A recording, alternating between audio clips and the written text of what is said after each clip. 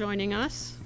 This is our regularly scheduled Marquette Township Board meeting. Today is Tuesday, May 16th, 2017. And if you would join us in the pledge, we'd appreciate it. I pledge allegiance To the flag, United States of America, and to the republic for which it stands, one nation, under God, indivisible, with liberty and justice for all. Thank you, sir. Thank you. Roll call, Randy, please. Trustee LaRue, Here. Trustee Wiegand, Here. Trustee Marks, Present. Trustee Everson, Here? Treasurer Johnson, Here. Clerk Rattari is here, and Supervisor Durant. Is here. Staff present is Manager Gerard, our Township Attorney Roger Zappa, Planner McCarthy is here somewhere, and Superintendent of Public Works Kirk Page is here. Committee members present are Mike Springer from Planning, Recreation, and Roads, and the Deputy Clerk is here, Linda Winslow. Thanks, Randy. Next is our consent agenda, which tonight consists of approval of regular minutes of May 2nd, received committee and other reports from the Fire Chief, Fire Marshal monthly report of April, Sheriff's report of April, Fire Department business meeting draft minutes of April 10th, as well as the officers' meeting draft minutes, my report, correspondence not requiring board action, including, of course, charters, so standard on here anymore, correspondence from the Department of Licensing, Regulatory Affairs, and bills payable in the amount of $126,071.39, as well as preliminary financial statements for April of this year. Move to approve. Second. Motion and support, all in favor? Aye. Opposed? Thank you. We just need approval of the rest of the agenda. Let's see what we've got. On discussion. Lots here. I move to approve the agenda as presented. Support.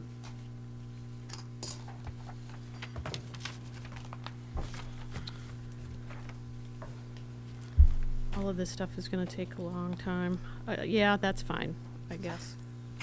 All in favor? Aye. Aye. Opposed? Thank you. Okay. Public comment. If anybody would like to address the board. 3 minutes, please. Name and address, if you would be so kind.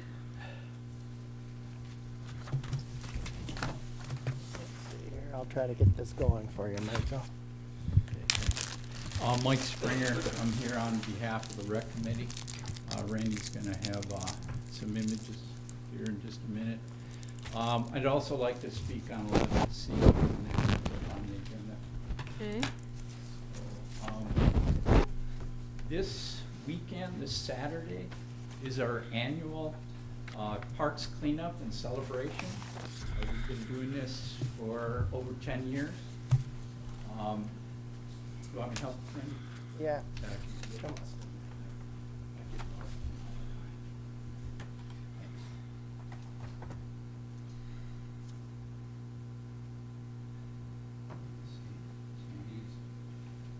No.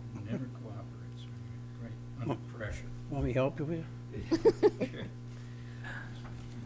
Sorry we laughed at that. Much Pete. Secret is I laugh too, so. Mm. There we go. Okay.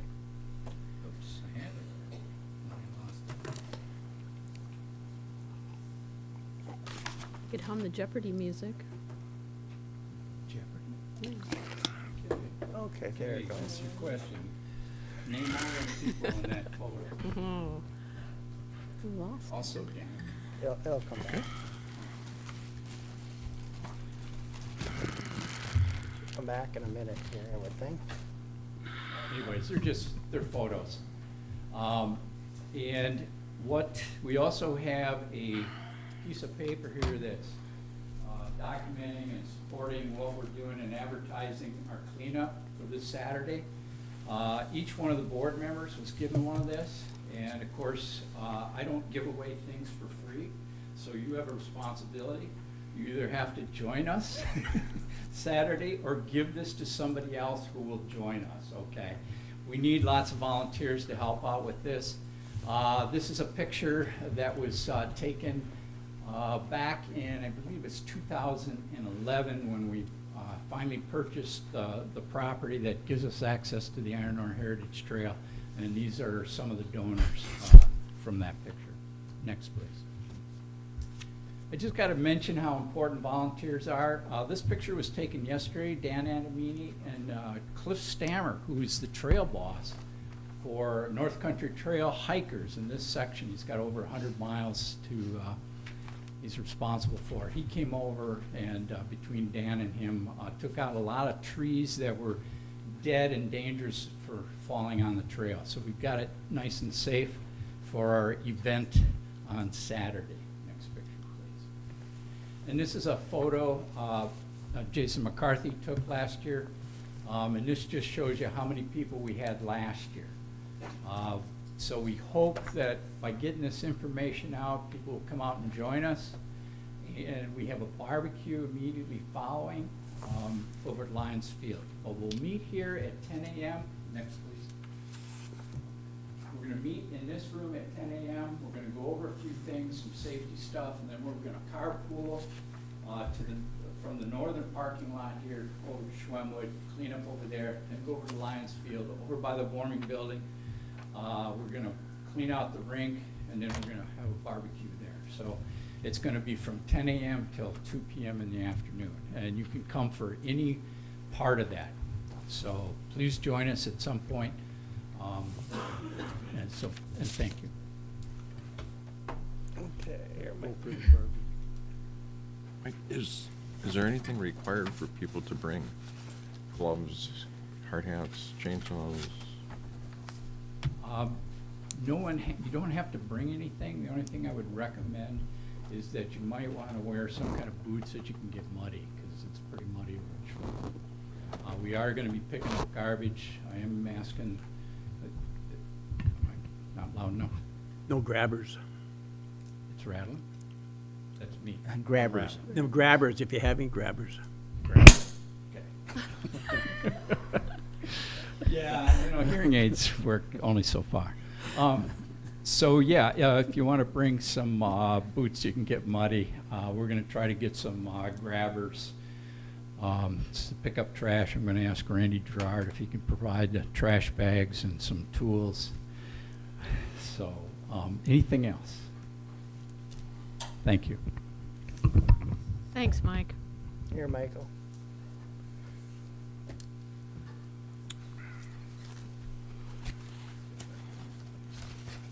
Anybody else wish to address the board? Okay, any board member comment? And you want to share, ask? Yes, Dave.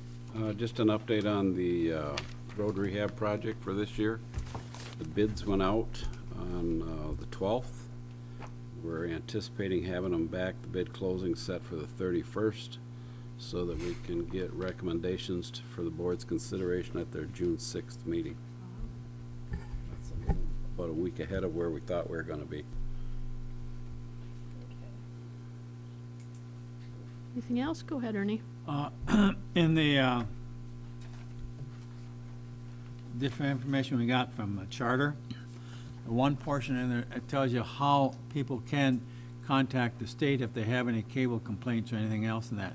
And I'm wondering if we can't just put that on our website and that. So if they have a problem, they can go to the website and figure out how to do it.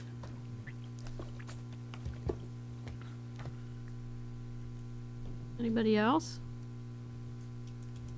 I was looking through my MTA stuff just last night, going through all my notes and everything. And the very last entry I made was call John Kivala. So I had a whole bunch of notes that I wanted to talk to him about. So I just want to, without getting too emotional, just mention his name. That's all. All right. Darlene and Kevin Koch are here to talk to us from Sands Township, and they are asking us to rescind, possibly rescind, a motion that we made at our last meeting. This is about the Marquette County Solid Waste Management Authority. Good evening. I'm Darlene Walsh. I'm not Kevin Cook. I'm the Sands Township Supervisor. Darlene, if you can get that microphone a little bit down further so Want it a little people bit can, Or down? hold How's it that? either way. or hold it. It should be okay right there if you talk About into that? it, yeah. Okay. Yeah, I am here to ask that you rescind part of your motion, at least, from your last meeting. From what I understand, at the last meeting, you had before you the amendment to the Articles of Incorporation, which is to get the county back into the Marquette County Solid Waste Management Authority as a constituent municipality. As most of you know, we've been working on this for 2.5 years, and this is the closest we've gotten to getting that piece of it resolved. What I really appreciate is the effort that you put into it to also make movement toward looking at how appointments are made to that authority board. My concern with the way the motion was set up last time is that by pairing those two factors together, it will slow the process down, because changing how we make those appointments may or may not require changes to the intergovernmental agreement or the articles. So our hope is that you will consider breaking this into two components, adopting the amendment for the articles to reinstate the county as a constituent municipality. Once that is done, then I welcome any and all of you to join some of the rest of us to take a look at how appointments are made and try to move forward with some, possibly some changes over time that we think might be beneficial. So that's my request, and I think Kevin will follow up with that, is really just to split your interest into two separate pieces and tackle the one tonight and set the other one aside until we can, I think what would be helpful is to get some people together and look at the different options for how that solid waste authority might move forward in the future. So, thank you for your time. Ben, If you, ask you a question. yeah, I was just going to preface it a little bit. Darlene and I have talked for hours about this because neither one of us like the way the authority's handling itself. If, I can understand where she's coming from as far as trying to get it more workable. In my mind, the county is still a member of the authority. You can't just take a vote and say, let's just do this on a motion. If you've read the articles and the intergovernmental agreement, it takes quite a bit. And even now, they're looking for 100% from everybody, and that's why I had not turned in our motion from the last meeting. And Darlene asked if she could come and, you know, I guess try to convince us otherwise. We realize that there's some structural deficiencies, if you want to call it that, on the way they do things. And in her mind and a few of the other townships, getting the county back and making it whole is a better way to start to change things going forward. That if we hold this up any longer, it's been 2.5 years, like she said, that it's just going to complicate it even more. She feels that this is a big compromise for them to do this. They don't want to admit, it appears, they don't want to admit that they may have done something maybe in the wrong process, or however you want to nicely say it. And this is their way of trying to fix what they did. The county's made it very clear that they don't want to have any financial responsibilities, that they don't generate trash, even though we feel, and some of us feel they do, whether it's through the courthouse or Perkins Park or whatever, the sheriff's department, it's all collected by somebody else, so they feel that that's not important. It's not them generating trash. It's too messy. And this is their way of recommending that we fix it so that we can move forward. I think the appointments need to be looked at. If the county is a part of this authority, then yes, they can make appointments. I don't feel like they should if they're not. So that's 3 people that would have to come off of their board. I mean, the whole thing is kind of, you know, and not even considering the legal side of it with a county commissioner being their attorney that's sitting right there with them. I mean, the whole thing is ridiculous.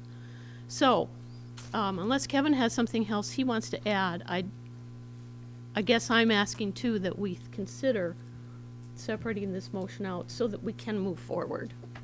Kevin, I'm sure you've got a different perspective. Not A different way of looking necessarily, at no, it. I like what you're saying. You can just keep talking. I'm Kevin Cook. I'm from Negaunee, but I'm here as Sands attorney.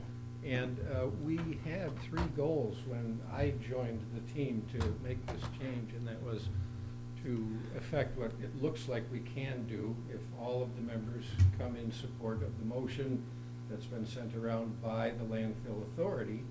We also wanted to look at the appointment process, and we wanted to look at disqualifying the attorney. We finally heard back from Frank Kelly, oh my goodness. Oh, that's going back. Our Attorney General, and he didn't say that there wasn't a conflict or that the attorney couldn't serve. They offered a different Attorney General's opinion, which I don't think was on point. But my point is that it has been almost impossible to get that board to move on what they did. And it became personal, and we experienced that. So by going to the county and getting the county to vote to solicit their rejoining the membership, we outflanked them.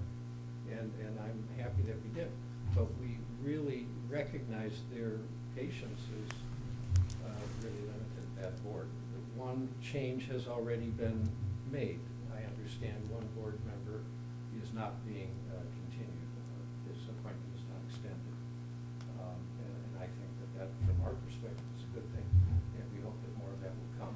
But we urge you, please, one of you who did support, who is eligible to make a motion to reconsider tonight, we would ask you to do that, please. Because progress has been so slow and so difficult, and if we could get past this, I think then we can make more progress over the lines that you all like talking. Thank you.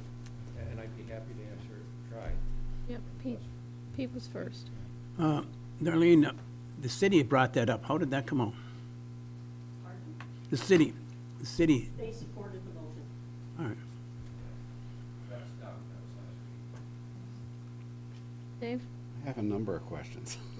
I'm The surprised. first question is if, it appears that we haven't even determined that removing the county as a constituent municipality was even legal. We have 2 or more legal opinions. Sam's hired an opinion from the firm that runs MTA. And Rob Dahl was the attorney who. Ogum Sparks. it's a wonderful opinion, and I think it's clear, and I think it says that the means that is there in that original agreement, the foundational agreement, is there, but it was not used appropriately. So was the county legitimately removed as a constituency? I hope we will not have to have that question answered. They wanted to give it to a judge on just an advisory opinion. They wanted to ask it. Well, for a point of clarity and for making life easier for everybody, instead of us having to rescind a motion, why can't you guys rescind the motion that removed them? I would like to do that, and we thought that if we were going to court, that's what we would be doing, but you know how long, and that is what really upset the city of Marquette, the mention of litigation. So I wanted to just belie that. I didn't want to fight the fight, but knowing the board, the landfill board, they're going to throw down and fight, and it would have been a judge who would have changed their mind, that's all. If the county is no longer part of that by your vote, I assume that's correct then, right? No. It's not by our vote, it's by the landfill authority board. They voted and they're saying they're no longer part. Right, they are adamant, Are they still seated on the board? yes, they are adamant. If they're no longer a part of that board, how can they still be seated on that board? The motion that was made at the Come come up to the mic, Dar, please? The motion that was made in September of 2014 by the authority board was that the county would not be a constituent municipality, but they would retain the right to make appointments to the board. That was the motion they adopted. My own sense, I have finally come to this. I have tried for over 2 years through many different avenues to say, this makes no sense. It's not consistent with the intergovernmental agreement. It just, in my mind, defies logic. But they are so adamant, and as Kevin has alluded, it has become personal at this point. A couple of those members of that board have taken it to what I perceive to be a whole new level. I'm looking at it this way now. I think that it surprised them when Kevin and I went to the county and explained to the county board that the way it was presented to us at the very beginning, when Sands Township went and asked, because all this was in the minutes, and the way it was explained was the county wanted to be removed. That was basically the first explanation. What we discovered as we unraveled some of this was that in actuality, the authority board approached the county to ask if they wanted to be removed, and the county board therefore consented to being removed. That's a different approach to it. What I have come to conclude at this point, and this is my analogy, it's like taking a road trip and you're trying to get to California. And you got a route picked out, and that's where you want to be. We want the county to be a member. Well, that's our destination. But right now, the road that we had hoped to take to get to that is blocked. It's been dynamited. Whatever's happened along the way, we can't take that path right now. So what we have tried to do is find an alternate path. The motion you had before you is that alternate path, which I think, if any of you have attended those meetings, I think the way it was presented was evident that it was very difficult for that board to even put that motion forward. They didn't discuss it. They just said it will come out to everybody. We don't want to talk about it, and on to the next agenda item. So several of us believe that the right path at this point is to say, okay, we're going to compromise. We will take their amendment, we get the county back in, and then we start on the next steps that Kevin had talked about. It's not the most palatable path. We're getting some flat tires and our hubcaps are falling off, but we're going that road we think is the best way right now. The biggest concern I had, and what was expressed at the last meeting when we passed that motion, is as soon as this amendment's signed and the people that are on the board are staying on the board, the 3 county members, we've been trying to resolve the representation issue for years, and it's gone no place. There's no voting clout left for the townships to get that changed, because you've got primarily city and county appointees on that board. So how do you get the representation changed? We want to work on that, and it's obviously not an immediate. And if one member on the Land Authority Board has already been not continued, we are hopeful that that will continue. But you're talking the right of the city and the township to appoint those positions to whomever they choose, and that takes away from the representation of the townships. And if we don't have any representation there, how can you affect that kind of change? Because it's not in the best interest of 6 of them.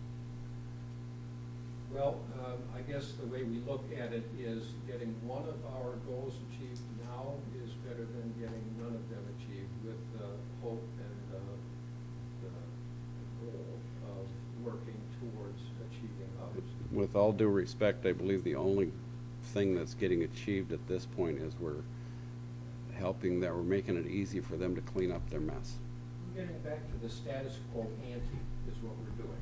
We're getting back to where we were before they did what they did to, that was not a proper move. It was not proper under the agreement. It was not intended to be used in that fashion. So we're back to where we were, and with active support and I think work that we can impress on the county and the people who do the appointing, and perhaps we will be able to amend the inter-agreement through the members, which is another means, but that's a little more Call. artful. And I think there is a lot less complacency on the part of many of the constituent municipalities. I think this is one of those instances where, I mean, in my mind, there are 23 constituent municipalities. Many of them, this has been going on, it's been working well. People, governments have changed, township boards have changed. It has taken a lot of effort to get some of these constituent municipalities to find their intergovernmental agreement, read it, help understand what the issues are. And I think you have enough momentum at this point, and this has risen to a level that enough people are aware of it and uncomfortable with it, that I think the next steps are actually more feasible in the next several months, than what they have been over the last few years. Unfortunately, it took something like this to reach that point, but that's my hope, is one step at a time you start getting things repaired. And if 22 other municipalities approach the county and say, hey, we'd like to see John Smith, XYZ, on this board or panel or authority, and then another township asks, there are more people at that authority meeting now than there used to be. It was just like 2 or 3 of us. And there are more and more communities that are realizing they have a stake in this. We're sending them a lot of money. They have $7 million away, put in on their balance sheet. We're contributing to the future of whatever happens to that landfill. We have a say in what happens, and we need to be a part of that.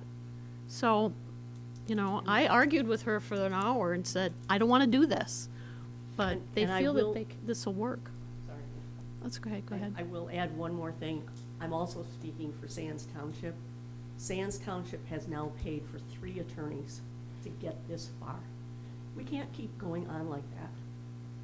We don't have the bankroll to continue to make that fight if we have to go to court, and we did not have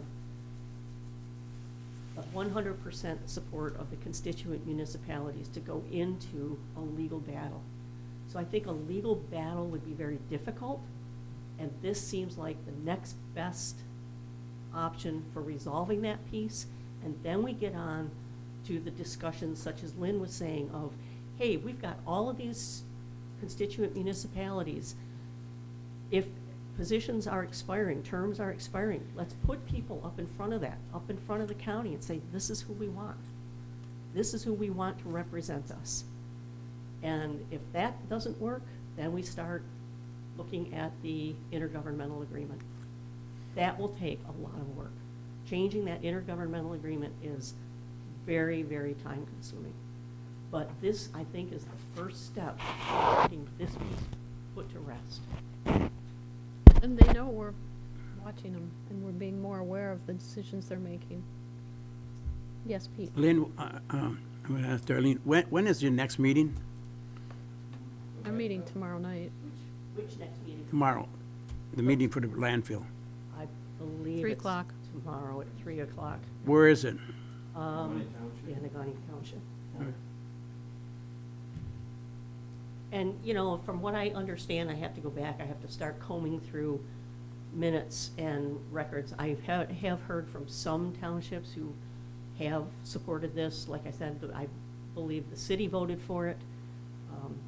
It is, I think it will happen, and then the county will be in, no questions asked, and we get on to the next piece.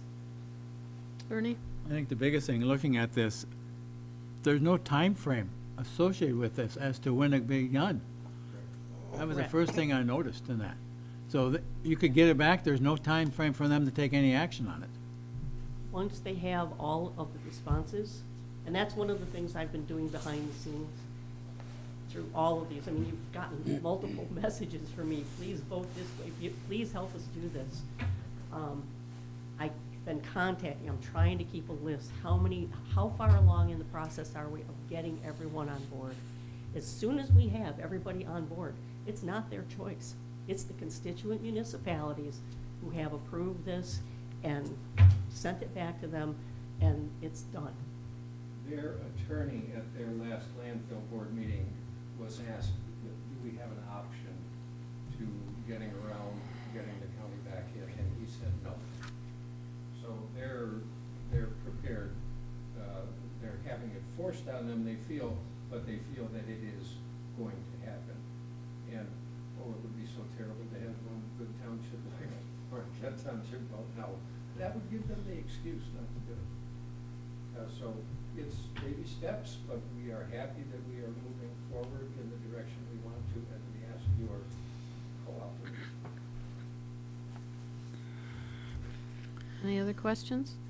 I don't have a Something, question. I have the same statement I made at the last meeting. The attorney or this group, for the landfill group, is the same attorney that is a member of the county board. That by itself was a conflict. The encouragement was from that attorney giving advice to the board that removal of the county was a good idea. That removed the conflict of interest. So having done that, I think that really is the nub of this whole thing. If you put the county back in, that was removed, perhaps illegally, but was removed, they eliminated the conflict of interest. Putting him back in brings back that argument for this group to take that is a conflict of interest, and maybe then there'll be someone else be the attorney for the board who will have other thoughts about the advice they give them. And with that, you've got a chance to change the membership. You clearly have a chance to argue with the county board and of their appointments that they appoint someone who's from the 23 members. It's one person on the board, like one person on our board or any other board, who can stand up for what's right and change things. But without doing this, it'll never happen.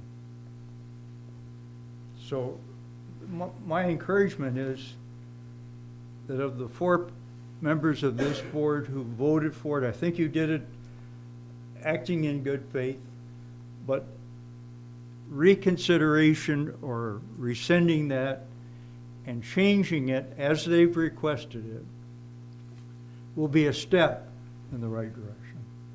It isn't going to give you everything that you'd like, but it's a step. And it's the only way we get that step.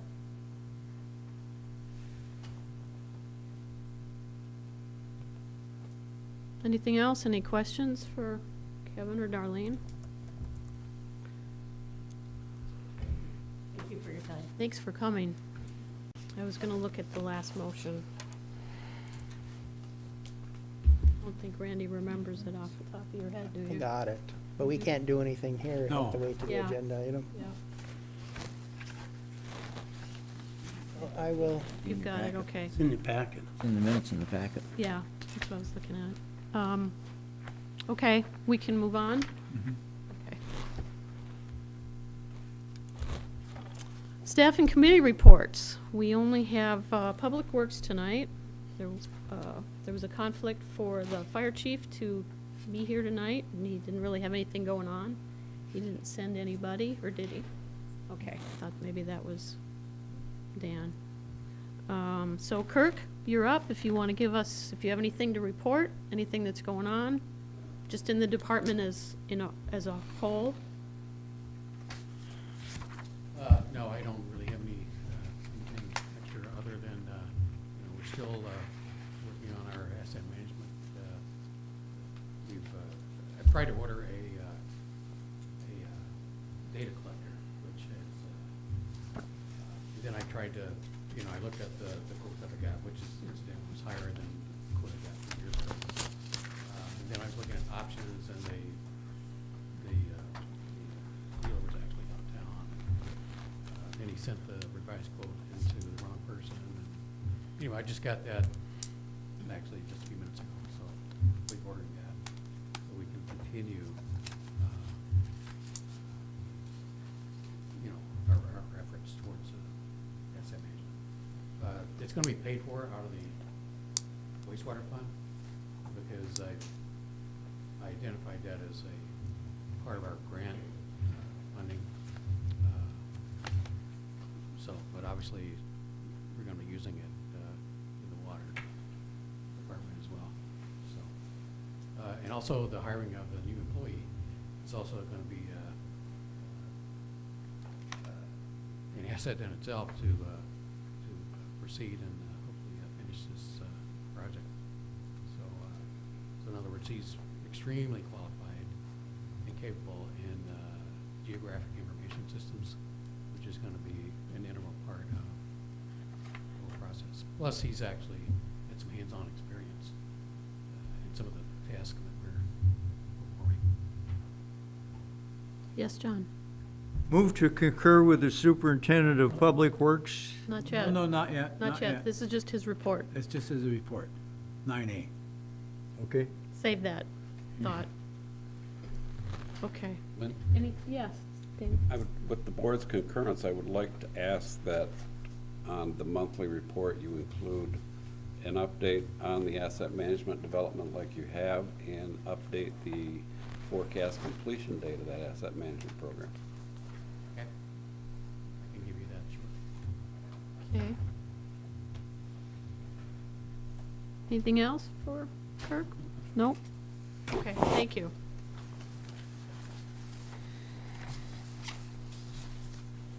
Okay, now we're down to 10A. Reconsider Marquette County Solid Waste Management Authority addendum to articles.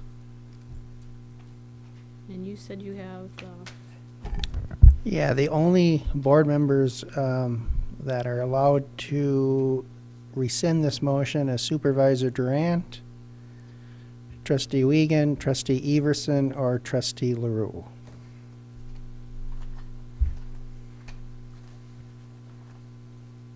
I make the motion then to rescind the previous motion. And I'll second it. Question, who can Yes. vote now? Once it's, anyone can vote on it now. Everyone can vote, however, it must be a 2/3 majority, so on a 7-member board, that's 5 people. This is just to rescind the motion. Correct. So we don't need to read the old one? Well, the motion will be to rescind the previous motion at the last meeting, which is to not support amending the Articles of Incorporation of the county landfill until such a time that equal representation is addressed by the landfill. Discussion? All in favor? Aye. Opposed? No. Roll call. There's only one no. Roll call. You still want a roll call? The motion maker, Supervisor Durant, Yes. Trustee LaRue, Yes. Trustee Wiegand, No. Trustee Everson, Yes. Trustee Marks, Yes. Treasurer Johnson, Yes. and Clerk Rattari is yes. That motion carries 6-1. Okay. Thank you. Mm-hmm.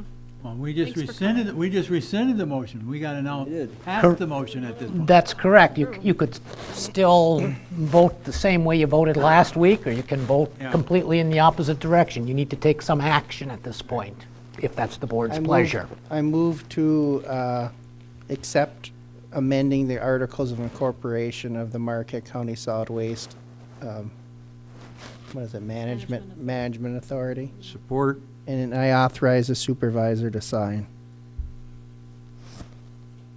Any comments? All in favor? Aye. Opposed? No. Roll call vote. Roll call is Clerk Rattari is yes. Trustee Marks, Yes. Trustee LaRue, Yes. Trustee Wiegand, No. Trustee Everson, Yes? Treasurer Johnson, Yes. Supervisor Durant. Yes, That motion carries 6-1. we're finished with this There for a you go. while. Thanks for coming. Good luck. We'll see what happens tomorrow. It's at 3 in the Nagani 3 o'clock. Township Hall, as she said, in case anybody wants to go. I'll be there.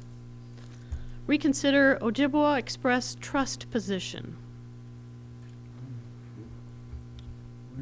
10B. You don't have that? It was sent out in an email. I don't know if I you, didn't get that. Okay, go ahead. That was an Was an email. update. That was an email edition. Go ahead. Actually, that's gonna fall to Jason. Have you all read the agenda item? Are you Sounds like comfortable with maybe talking not. about it? well, it was sent out by email. I don't know, When was it sent out? Friday. Is it in the packet? I didn't get it either. Well, let's give a little background on it, Okay. okay? Yeah, I don't have. So, I think it was, what year was it, Randy, that the initial 2014? I think the initial discussion with regard to the Ojibwe Express gas station was in 2014. And we've been working with, as you know, we've been working with the KBIC and with the Ojibwe ever since with regard to their desire to move into trust and their willingness to work with us on some other projects that we've had, most notably the lakeshore safety and the water rescue capabilities that we now have, thanks to their generosity and their assisting us in that.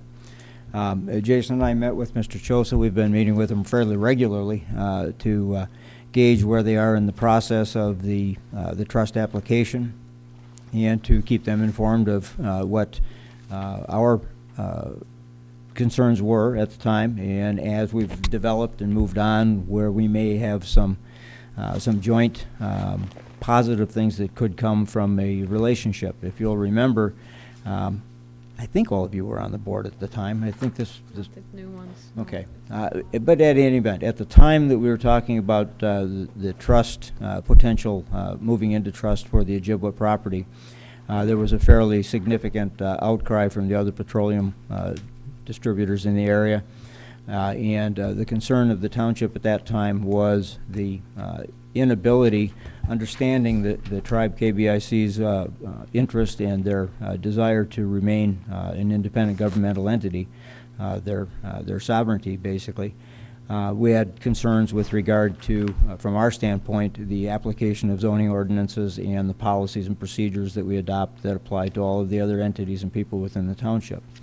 At that time, and I see Chris Swartz is in the office as well, in the audience as well, who's the president of the KBIC, had indicated at that time that the tribe would be certainly willing to enter into an intergovernmental agreement that, although they would not be willing to be governed by our ordinances, they would comply with them under an intergovernmental agreement and would make us whole in a, for lack of a better term, a payment in lieu of taxes type of an arrangement that would not diminish our revenue stream.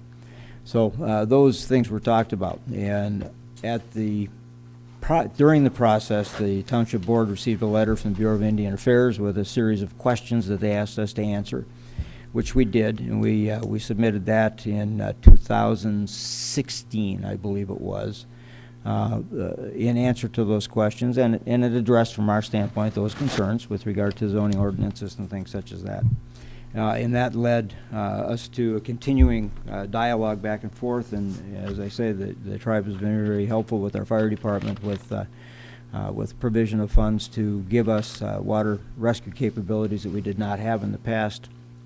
And what led to the meeting that that Jason and I had with Mr. Chosa at the end of April was an event that's coming up on the 21st of this month, which is a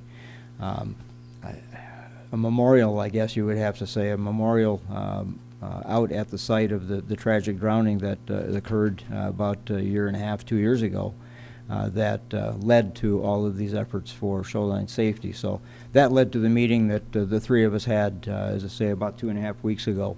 And with that entry, I'll throw it to Jason. Well, further, the tribal gas station, or Ojibwa Express gas station, has developed a recreational trailhead at the station for snowmobiles. You can unload your sled, look at a map, connect over. As you know, the snowmobiles have been going over the highway for years in that area.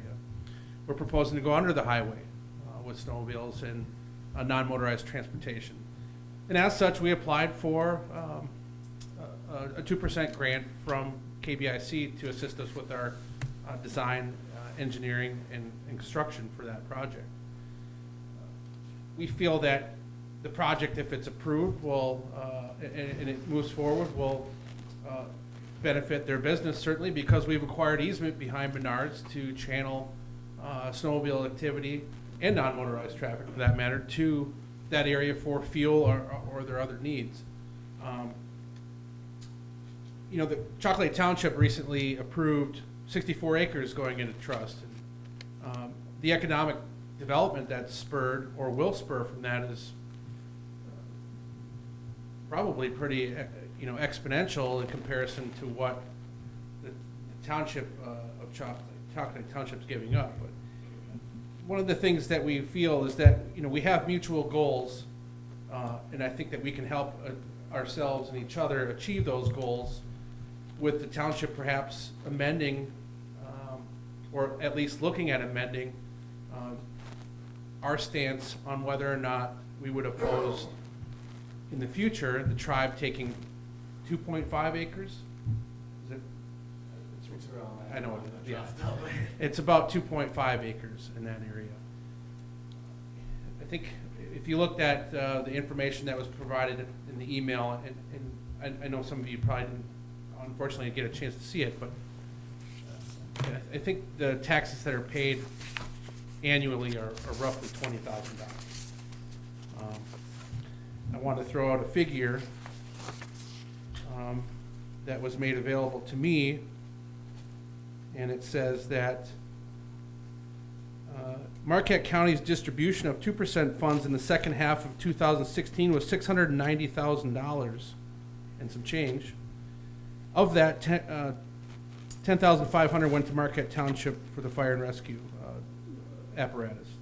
The largest portion of the funding went to Chocolate Township. Communities that are impacted most by the tribe's activity have historically had priority when it comes to distribution decisions. I just wrote that I would appreciate, the opportunity to speak with the board about this and to see how you feel about, enhancing that relationship, because they have goals, we have goals, and we feel that there's room for a continued partnership. They developed a beautiful facility over there, and we hope that they continue to enhance that. And we hope to, through recreation, non-motorized and motorized, to be able to provide them information to help their business as well. Not trying to single out other gas stations, but this is, this convenience store is a new, shiny new one in our community, and it just happens to be owned and operated by the tribe. And if there's opportunities to increase or improve our relationship, we would hope that the board would consider that. Most of our concerns previously, as Randy mentioned, about that property being placed in trust was, of course, a loss of potential taxes, which about $20,000 annually. But then, obviously, we have concerns about zoning, providing water, fire service. Those things can all be accommodated by intergovernmental agreement. And they have stated that they are open to having that discussion and being amenable to that. So we do have tribal representation here. If you have any questions at the top of your head, Mr. Schwartz is here, and we appreciate him coming tonight. And I guess, the question that we're putting before the board is, would the board be amenable or willing to submit a supplemental to BIA indicating that for those zoning issues and our own governmental issues that were addressed in their original questions, that we believe that those could be resolved through an intergovernmental agreement with the tribe. And, you know, and that would be a softening basically of that position, but it would be contingent upon achieving such an intergovernmental agreement. John? Well, if they want to speak first, that's fine. Thank you for giving this opportunity to speak again. As Jason had mentioned, my name is Chris Swartz. I'm the president for the Keweenaw Bay Indian community. Is this on? Yes. Hello? Yep, we got Okay. you. I'm the president for the Keweenaw Bay Indian community, and I've been on the Keweenaw Bay Tribal Council since 2000, and I've been the president for the past 7 out of the 8 years. And Randy did sum up, you know, the comments from the previous board, and in response to the letter, I just wanted to read a couple of paragraphs that we had submitted to the Bureau in response to Marquette Township's letter. And I think you got a copy of that, Randy. I think we did, yes. Some commenters expressed concern that the approval of the community's trust application would reduce local property tax revenues to the possible detriment of local government's ability to provide public services. We responded by saying granting the community's trust application would not impact local government's ability to provide public services. Although a number of commenters argue otherwise, it is notable that the only entity that would be directly affected by the potential loss of property tax revenue would be Marquette Charter Township. And they don't object to the community's trust application. We felt it was a neutral. Indeed, there is no reason for the township to object. While it will lose a small percentage of property tax collections, this is offset by the community's substantial financial contributions to the state and local government. In 2014, the total taxes paid on the Ojibwa Express property were $23,547.36, accounting for about 0.2798% of the total township collection. In 2015, total property taxes paid on the Ojibwa Express property were $32,910.03, accounting for just 0.3986% of the total township collection. The community's Ojibwa Casino 2 in Marquette County pays 2% revenues to Marquette County. From 1999 through 2014, this totaled $6,144,969.43. The community's Ojibwa Casino 2 also contribute 8% of its revenues to the state, a total of about $24,500, or $24.5 million and some change. The community's contributions offset by many orders of magnitude any loss of tax revenue to state or local governments that would occur if the community's trust application were approved. Each year, the community contributes nearly 200 times the 2015 tax amount to Marquette County. Moreover, a point not acknowledged by any commenter is that the tribe itself is tax exempt. The operation of the Ojibwa Express generates tax revenue in the form of personal income taxes, corporate and business taxes from contractors and suppliers, and, in many cases, sales taxes on materials purchased directly by contractors and suppliers from around here. The community's successful operation of the Ojibwa Express will create a positive economic impact for Marquette County and the community. For these reasons, that's it. That was the previous page. But that was just a couple of comments in regards to some of the, you know, the taxes related to that. And I think the board, the previous board, was really worried about some of the taxes that were being offset by that. In addition, you know, some of the government services that weren't being provided, or that were not provided.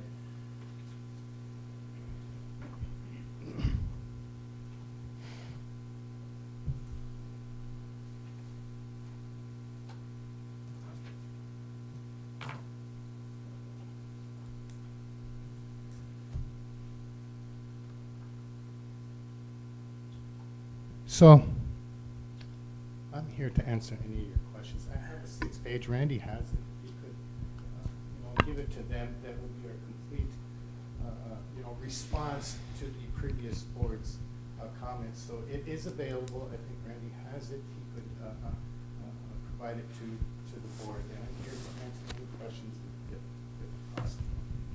Go ahead, John. I may be the only member of this board that has once owned property adjacent to native land. And I found them to be just excellent neighbors, and I still communicate with them over a 10-year period since I've let that property go. So I'll be supporting this when it gets there. However, I do have a comment I'd like to make, and I'm glad you're here to listen to it. While the township should be willing to again consider KBIC's desire to have their Ojibwe property placed in trust, it needs to be communicated that should such discussions take place, they will be with the appointed representatives of the township board. BIA tribal leaders have generously demonstrated a willingness to assist us with fundraising and other community projects. But that issue, once again, should be guided by input from our appointed board representatives. Chalk Lake Township clearly has had positive impact from its decision to allow trust land within its boundaries. The assist that they received, though, clearly was well thought through selections that were a benefit to their community at large. I propose that we need to have a work session be scheduled to discuss this in detail about the BIA trust status. Further, I think it would be productive if each of our board members would indicate what assist from BIA they might suggest. For example, I would propose that they consider the sum being discussed to purchase an ambulance might be a point we'd like to make. If BIA made that sum available, we could simply cancel the tax increase we've been considering. There wouldn't be a tax increase to our citizens with that contribution. And I think that that's as important as any other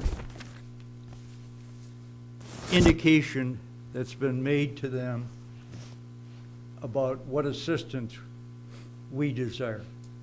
Thank you. Pete? I got a question for Jason. The last time we discussed this, it was right around the time we're changing our ordinances and all the other stuff. And some of the questions that came up about our ordinances, setbacks, signs, lighting, enforcement, how do we do this, and all the other things. They said they will follow all of our ordinances.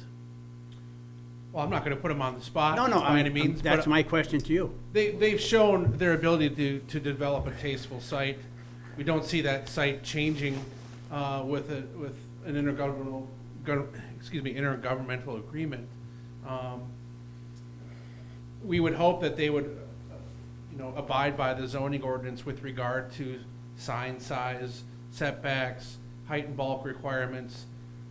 In my opinion, those are some of the minor provisions that would be in an intergovernmental agreement. I would be more worried about the provision of fire service, water, sanitary, the underground utilities that, in case something happens, who's responsible for addressing those issues. They've already built their site, so as long as You know, they don't have any, you know, large LED signs proposed. You know, they've proven themselves to develop a tasteful site, and you can tell that they're doing good business there. I happen to live on Northwoods Road. I am in there on a sometimes daily basis, and Andy and I have casual conversations, and so, you know, we're a couple of young professionals looking to better the community, and I think Trustee Marks brought up some great points. You're able to apply for the 2% distribution funds twice a year. And, you know, since we haven't had that positive, or not that we haven't had a positive relationship, but we haven't had, I guess, confidence and success with applying for those funds because of our position previously, that we haven't had a capital improvement list of sorts that we could continue to apply for through a you know, biannually, you know, system. But I think that those are great points that you made, and you know, if that's something that that we want to put together in an effort to amend our position, then I think we should investigate that. Thank you. How do you, The suggestion that the community would refuse to address basic health and safety and fairness issues when operating the Ojibwa Casino or the Ojibwa Express are speculative and unfounded. The community has never suggested that it would allow the Ojibwa Express to operate at a standard that does not meet or exceed the requirements of local health, safety, and other regulations. Indeed, the community has a strong incentive to ensure its customers that its products are safe and its measurements accurate. If customers do not believe that the Ojibwa Express is operating safely and fairly, they will not come to the Ojibwa Express. The community has effectively addressed these issues in the operation of its Pines gas station and convenience store, which is also on trust land. The BIA conducts pump and fuel inspections at the Pines convenience store twice a year. Northwest Petroleum conducts line inspections at the Pines convenience also twice a year. They also do leak and pressure tests. The Indian Health Service conducts health and safety inspections at each community food service facility, including the Pines, every 6 to 8 months. The community expects that corresponding inspection regimes will apply to the Ojibwa Express if the land is taken into trust. The community believes that these inspection regimes are at least as rigorous as any that would apply to the Ojibwa Express property if it were subject to inspections mandated by the state or local government, and are therefore adequate to address any legitimate health and safety concerns related to the community's trust application. Furthermore, all improvements and operations on the Ojibwa Express comply with federal, state, local, and tribal laws. The community's future plans for the property, for example, adding retail space or even a car wash, are consistent with the Marquette Township zoning regulations and land use planning requirements. There is no reason to believe that the community's use of the Ojibwa Express property, present or future, would pose any threat to the public health and safety, nor would it undermine any other legitimate public policy. And I know we haven't had any issues up to this point complying with any laws or regulations that the state or local governments have. In fact, I recall when we first came here that we could have left the sign up, you know, and been grandfathered in. But as an act of good faith to work with the township, we decided to take that sign down because we wanted to comply with the local regulation, because we didn't want that to be a concern at the time that the community would put up this big flashing sign. I mean, that's the last thing we would want to do, is come in and create some kind of ill intent with, you know, with all you good people. I mean, we've lived here all of our lives. We have about 360 tribal members that live here in the Marquette County area, which is contiguous to the Keweenaw Bay Indian community. I mean, this land that we're on, we have a long history with Marquette County. When I go to the Presque Isle, I see the memorial and stuff that's right there all of the time. And I think that was put up to recognize some of the good things that my ancestors have done throughout the years. So we want to work with you. We want to be a good partner. And we think, you know, Marquette is the best community in the UP, and we want to be part of that. I'm sure, you know, nobody wants to. It's not like we can pick up the move. We're here to stay. You know, so we're willing to work with you to make this community a better place to live. And you know what? We're not here to. We're not a bunch of savage Indians moving into it here. You know, we have some laws and stuff like that we abide by. So I appreciate the reconsideration of this. Thank you. I remember some of the comments that I've received before from different business people before about their concerns, you know. We're not saying that you would do it, but it just, and I don't know if you can say savage Indians anymore. We can't, you know. You gotta be a little more respectful, right? I got a little bit in me. But them are some of our concerns. Yeah. We're dealing with ordinance, and tonight we got something else going on about, you know, different properties and that. We just want to be fair to everybody, you know. And I think that's so important. You notice that we're surrounded by some big box stores too, so Yeah. pay a little bit more than that. But you do have a very nice gas station in that. You know, I'm very proud of our gas Yes. station. I mean, this guy did, and the other people did a great job. I walk into it, and it still looks new today. If you walk in, I don't know if any of you have been there, but if you've been in there, it still looks new today. You walk in there, it's a clean place. The floors are always mopped. It's just like being in the military. I was in the Air Force for 5 years, and I did a lot of spit shining. and that place just it's spotless and it shines. And so we're really proud of it, you know, and it's a good place. So. You know, in all the discussions that we had, and we had quite a few discussions prior to and after board meetings with regard to the tribe, and there was never really any issue of not willing to comply. The issue was the sovereignty issue, and you know, and the tribe, you know, rightfully is not willing to give up their sovereignty. However, they are willing to comply with the local regulations and requirements by intergovernmental agreement as opposed to giving up sovereignty. I think at the last meeting, I did say I would bring that back to the council, and I can't, you know, and we would have to sit down and have a work session too. Absolutely. Because that's the way we're moving too, because there's so much business on our plate nowadays that we have to have work sessions too to discuss this and feel what we're gonna do and how we're gonna move forward. So, you know, those work sessions and those discussions, you know, we're gonna have those too. So, you know, that's what we'll do. We'll do what we can. I would be looking forward to having a work session with the whole board and Yeah, and go I over this. look forward to that too. And I'm sure my other counselors do. In fact, my vice president, she's been very busy and she wanted to come again tonight. And she's been very active and she's very articulate and she's really good at, you know, explaining things. So I wish she would have came tonight, but she had some previous engagements and she would have been here to help us, you know, move this along. Dave, did you have your hand up? I would just, I was not here on the board when this came around the last time. I would like to say that I think the Keweenaw Bay Indian community has been desirable partnership in the business.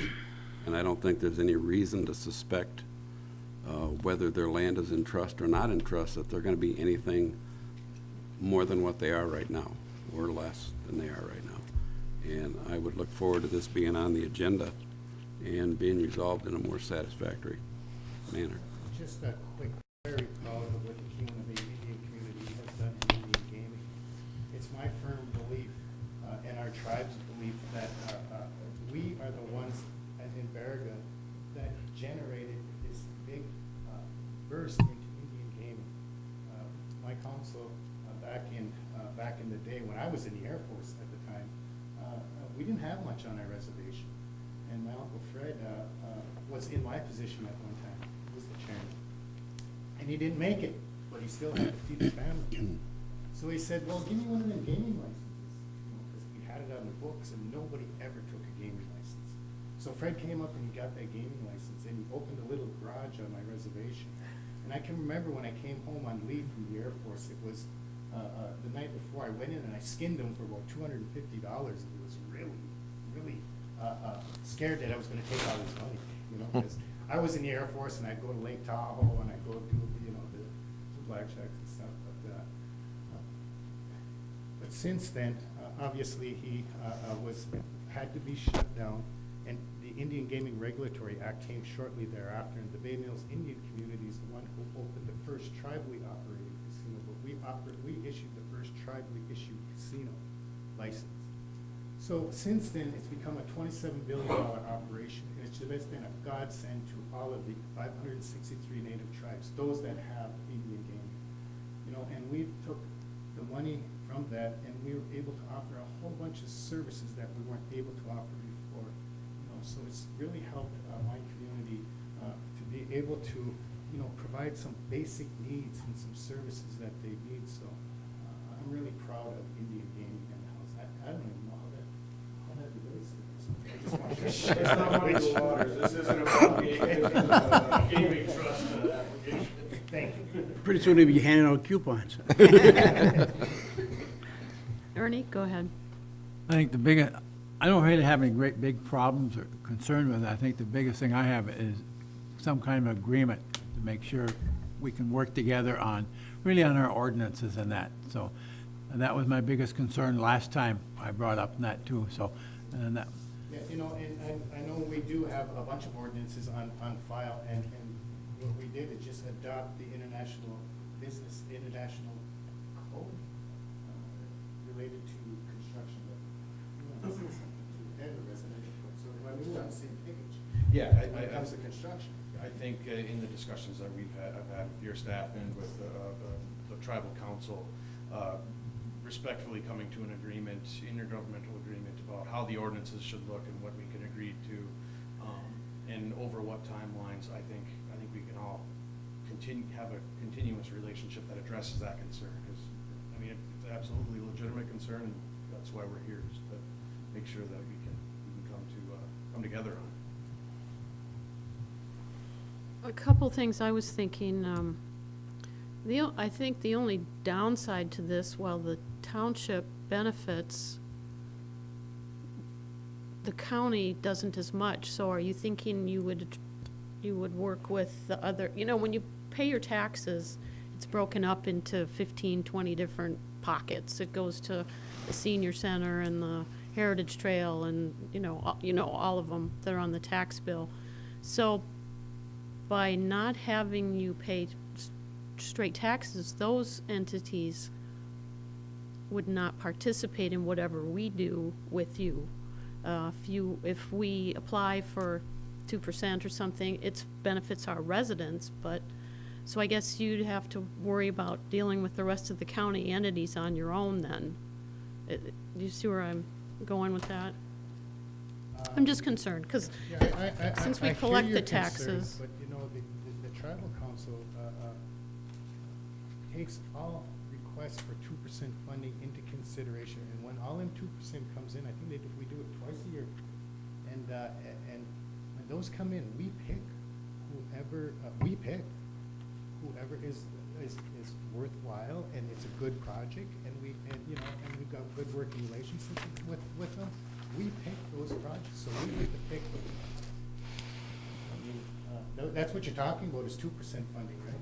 Yeah, it's actually, I'm guessing in most communities, it's more than what the individual tax authorities would get, like the Heritage transit, Trail. the aging, the library, and all that, that's what you're Right, talking everybody about. that's on the tax bills, any of the county. Yeah, and I wish I would have had the paperwork, because we have given substantial amounts to those two things that you have, the Iron Ore Heritage Trail.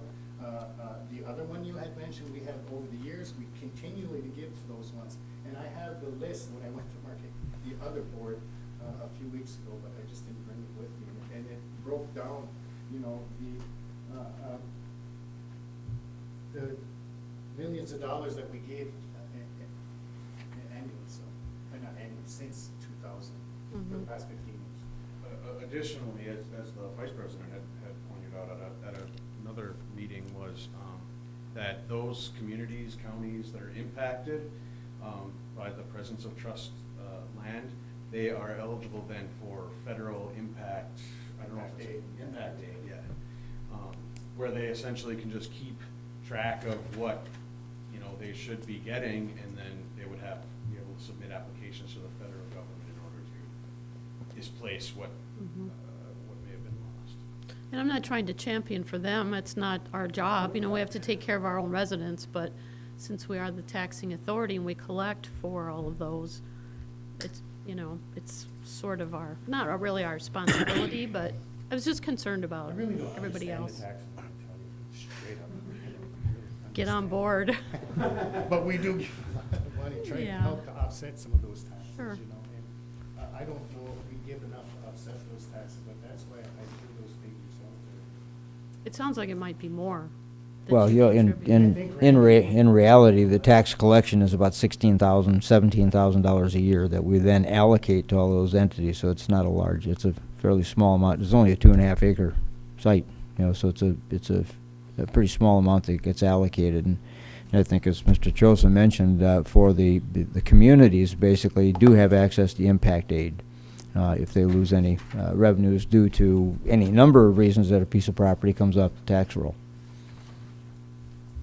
So Ernie, go ahead. I think the next step is to, as we've talked before, is try and sit down and come up with some kind of an Yeah. interdepartment And agreement of some type before we can actually move on it. I think that's the first thing we have to do is the board, the manager, your group, somehow get together and lay out what that's all about and then move forward. Actually, We yeah, can, that was the second thing. I was gonna suggest that maybe you two present c- something to us. Well, we can do a coordination with Chris and Yeah. Andy to come up Kinda with know a what- potential date that you could have a joint work session.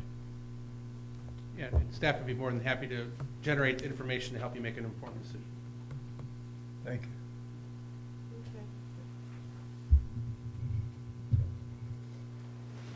Thanks for coming.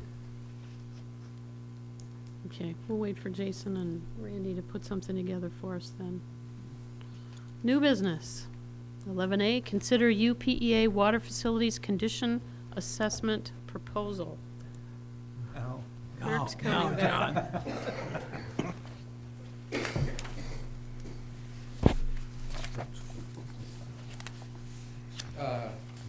Attached is a proposal from UP Engineers and Architects to provide a condition assessment, estimate of remaining useful life, and replacement cost, and criticality of major components of our 3 water pumping stations, 8 pressure control stations, 5 metering stations that are interconnected with the city of Marquette, and metering stations for our 2 largest water customers. And the purpose of this work is to assist in meeting the asset management program requirements of Rule 1606 within the administrative rules for Act 399, which is the 1976 Public Act 399 as amended, and the implementation deadline is January 1st, 2018. The cost to complete the work outlined in the proposal is a lump sum of $5,785, and I recommend approval of the proposal with cost to be expensed to account number 591-558-801.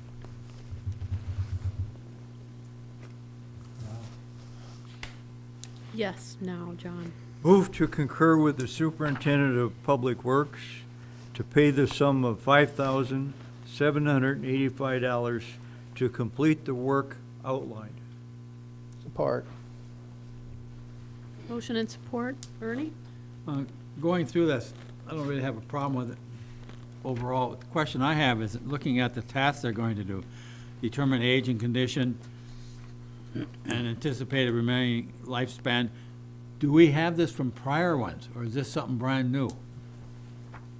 We do not have it for these particular components. We've never done it. We have some previous studies that are similar to this, but they basically they need to be updated.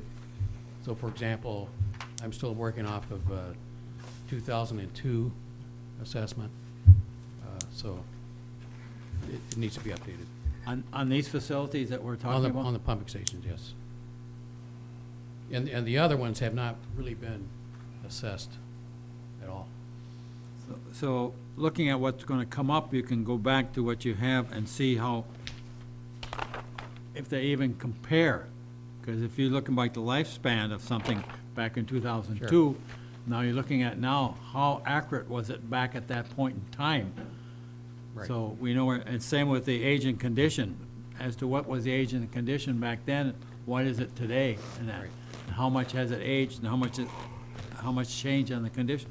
These are the things that I think it'd be worthwhile to come up with some kind of a summary report to the board showing where we're at on a lot of this equipment, so we know where it's at too, so. Right. Okay.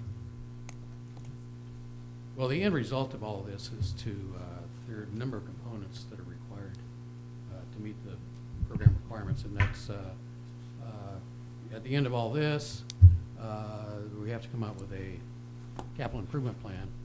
Of course, we already have a capital improvement plan, but this will basically be an update of the capital improvement plan. We have to, board has to determine a level of service that we want to provide. And then we have to come up with a rate methodology showing how we're going to pay for all this. So that all has to be submitted to comply with the program. I'm just And- trying to go back in history and then add this to it and see Yep. how accurate they were back then versus now. So at the time, if they thought it would last 20 years, are we halfway through it, or? I get what you're saying. Yes. Rather than 20 years, all of a sudden we're down to 15 years, Mhm. or can we go to 30 years? I don't know. Hopefully they can come up with some of these. And I'm guessing it won't be based on depreciation, it'll be a little more realistic. No, it's a condition assessment. And, you know, obviously there are some components that are left out. For instance, the main itself. Now, of course, we're going to do one, but there are different technologies available that are extremely accurate. But the problem with that is they're costly. For example, one that I looked into is you can do a main assessment. There are only a few companies that do this. It's been happening in Australia for a while. But basically by injecting low pressure waves into a water main, they can determine the material and more importantly the condition assessment, because every pipe is not necessarily going to be exactly the same as all the other pipes, even if they were installed at the same time under the same conditions. So, but that's extremely expensive to do that. So we're going to do our best effort without hiring, because this project basically on the water side is not funded. And it looks like 3 weeks we can get some of the answers. Right. And another thing is, you might have noticed in the letter, I had asked them to delete the water storage tanks. Well, we do the water storage tanks, you know, I do have a professional consultant do at a minimum, an inspection, complete inspection, inside and out, every 5 years. He gives me a budget, tells me how much long, and he's basically, you're looking at the condition of the metal. But the metal can be deferred from deterioration by, number one, painting, and number two, cathodic protection. So basically, he sequences the whole thing out. It's going to cost you this in 3 years, 5 years, whatever. So I think I'm covered on those components pretty well. Any questions for Kirk? We have a motion and support. All in favor? Aye. Opposed? Thank you. I think that'll be money well spent. And to answer Dave's earlier question about timeframes, obviously this one has to be complete by January 1st. The wastewater, on the other hand, first of all, it's not required at all, but I did get a grant. It's only required right now of facilities that have a discharge permit, which is basically treatment plants. So treatment plants jumped on board, and I was able to get the grant, but there's a 3-year deadline for that one. But because of the urgency of the water, you know, right now the focus, at least for the rest of this year, is gonna be mainly on the water. Some stuff we can do at the same time, but, and a big part of the wastewater I'm contracting on as well. Yes, Dave. Apart from the state and federal mandates, I think what we were looking at is, this board was looking at a complete asset management program for our planning. And Sure, I right. hope we're well inside of that 3-year mark personally. Oh, yeah. Sure. Well, another thing, I mean, I'm sure you know this, it's not like, okay, you do this and then you're done. It's a continual evolving project, so. Yep, I understand all that, but the first thing is to get the program Right. up and running. This is only the first thing. So will you be able to give us something for the next meeting? That's June 5th or 6th, I think. A status, some kind of a, where are you in the whole process? How much is left to Sure. go? Okay.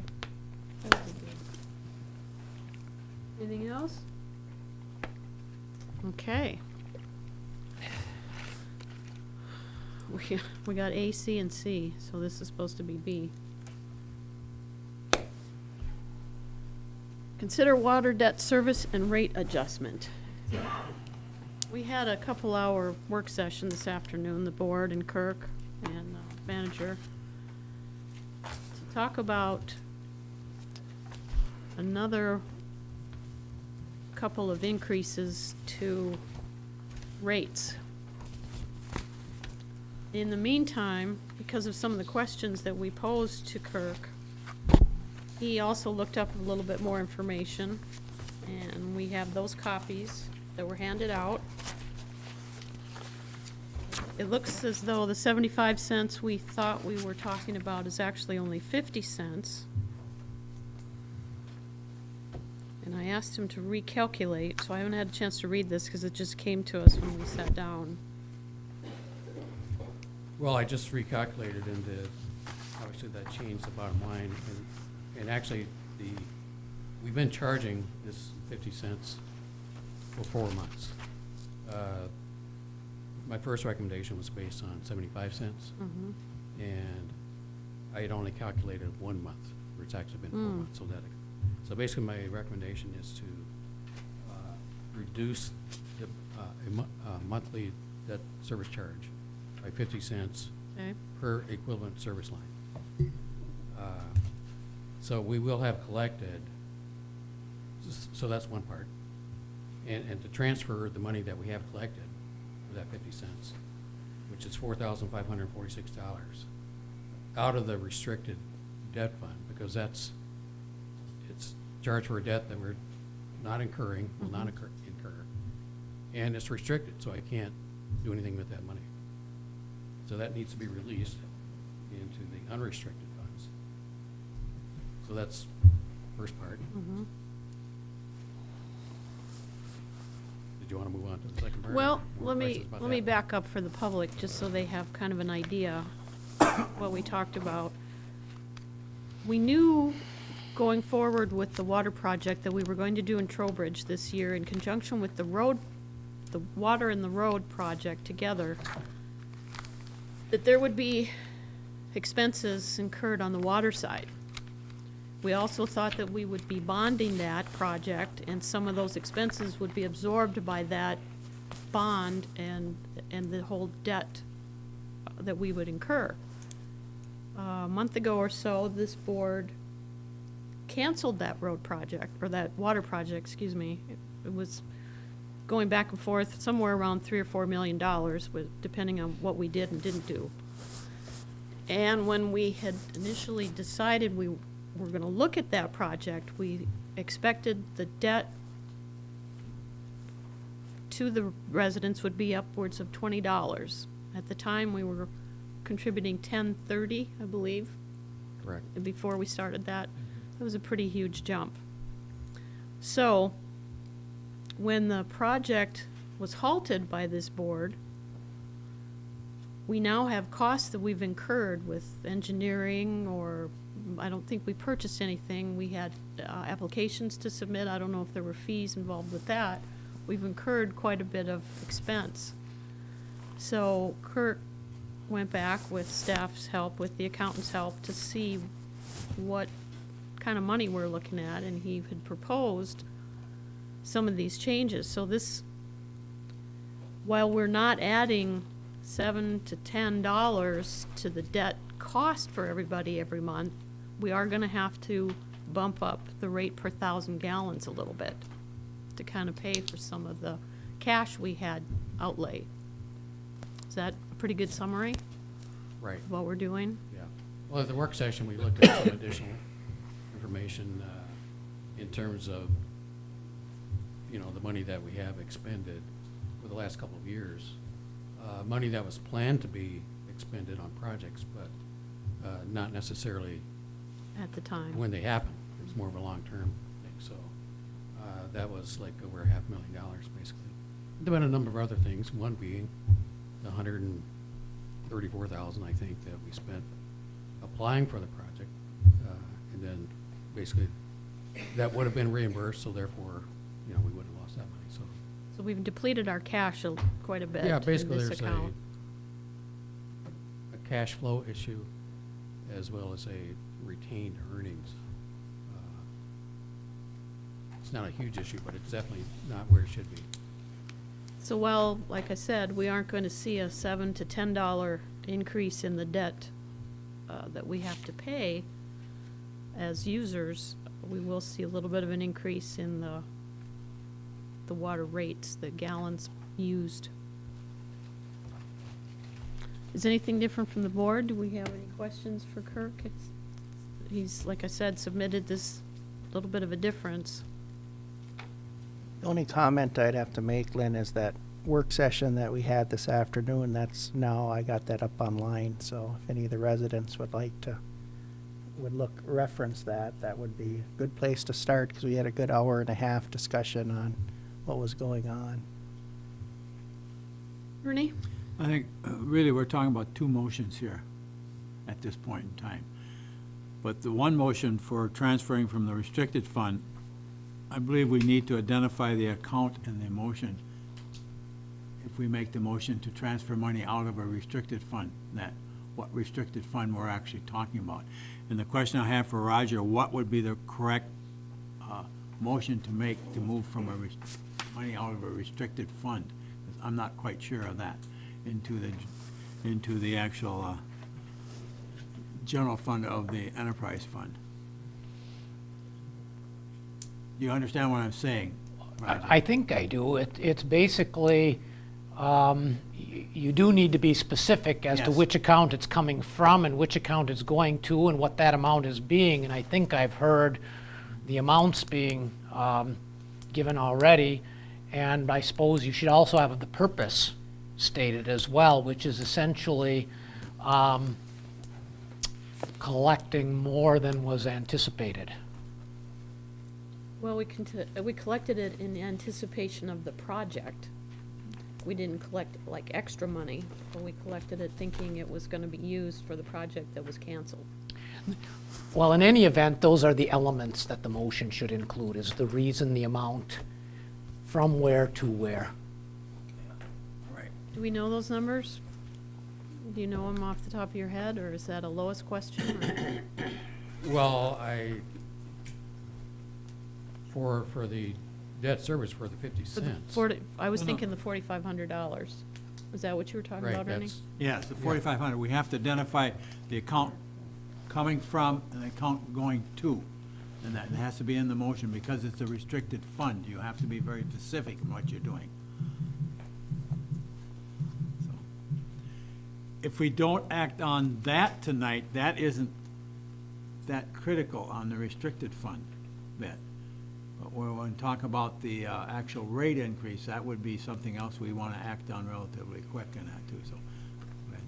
Well, if we make a motion, which I can do, which I think I will, I'll make a motion to eliminate the 50 cents from the debt retirement and move that money, and I'll identify the accounts, because I'll talk to Lois. I'll put that in the written motion. And then use that money to pay off the money that we've expended on the project so far, because I think that's what Kurt was looking for. Support. Does that sound right, Kurt? Yeah, and actually, I would suggest that, I've got a recommendation on the $1.67 per 1,000 gallons.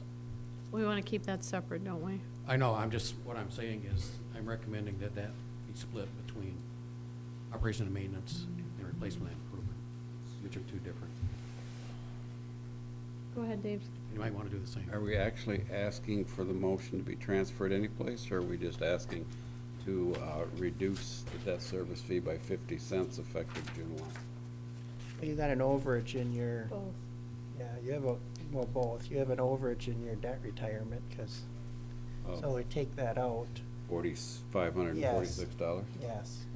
So that'll be taken out, and it'll be put into, if you want to split it between operations and maintenance, and The reason I raised the question is your motion sounds like you're transferring the 50 cents someplace else. no, it's elimination of the 50 cents from the debt retirement. And then the money that we've collected so far we'll put into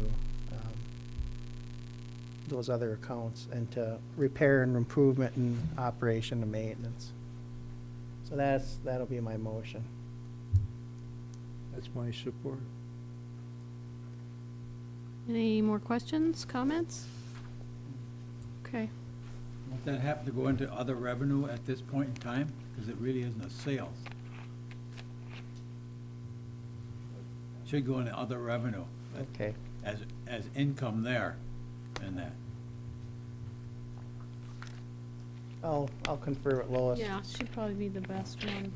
And then just let us know, too. Well, it'll be in the written motion, Yeah. so you'll have an opportunity to comment on it if I don't get it right. Do we need to put some contingency on it then? I don't think so. Okay. We have a motion and support and a request for a roll call. Hey, Clerk Rattari is yes. Trustee Marks? Yes. Trustee LaRue? Yes. Trustee Wiegand? Yes? Trustee Everson? Yes. Treasurer Johnson? Yes. And Supervisor Durant? Yes. That motion carries. Now So- we can address the second half. So basically what happened is your next bill, you'll have your debt retirement will go down 50 cents At this time. at this time. Okay. Then we need to look at the proposed rate increase on the gallons per thousand. Okay, the second part, I've changed that a little bit as well, too. I'm still doing it for the same reasons as a result of, the fund balance, and more importantly, the cash flow declining. But I did pick a specific number, which was $153,103. And the reason I picked that number is I had included that in the budget in order to balance the budget without a rate increase. And I propose to take that out of fund equity. Well, the thing is, we don't have enough fund equity to do that, so that's the part that would be replaced by the $1.67 per 1,000 gallons. And that's also the part that I'm recommending to have a split between operation maintenance and replacement and improvement.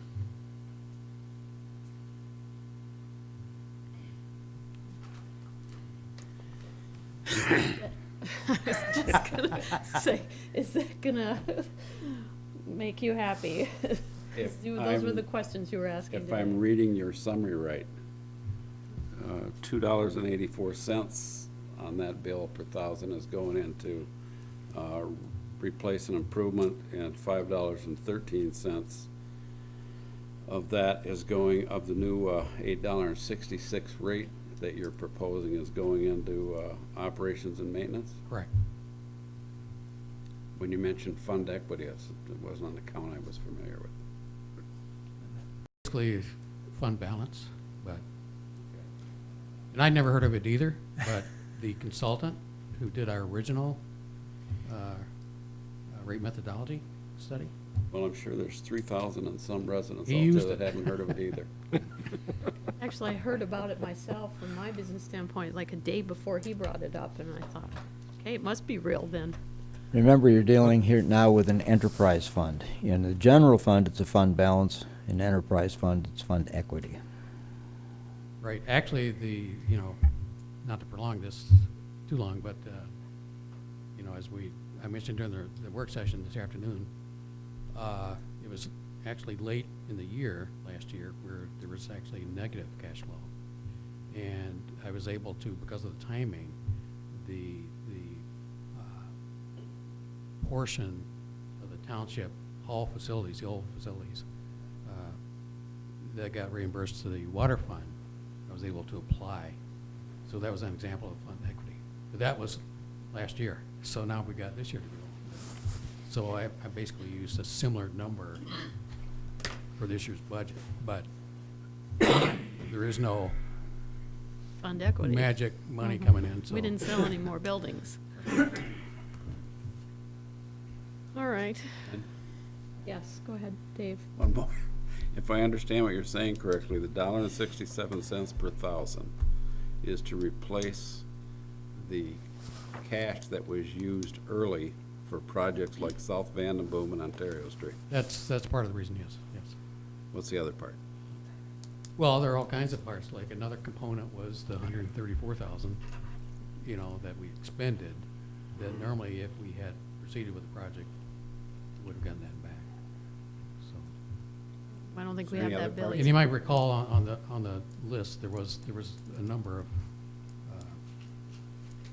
components to the capital outlay over the last couple of years, that, and that total was like over $500,000. So, we're talking $600,000 in a pretty short period of time, so. Pete? So really,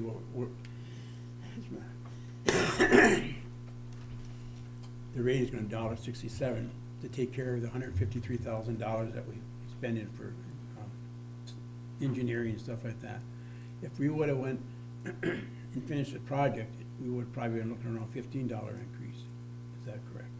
The debt would have been about 20. Yeah. Well, it would have been an additional $5.50. It would have been 2050 instead of 1450 it is now.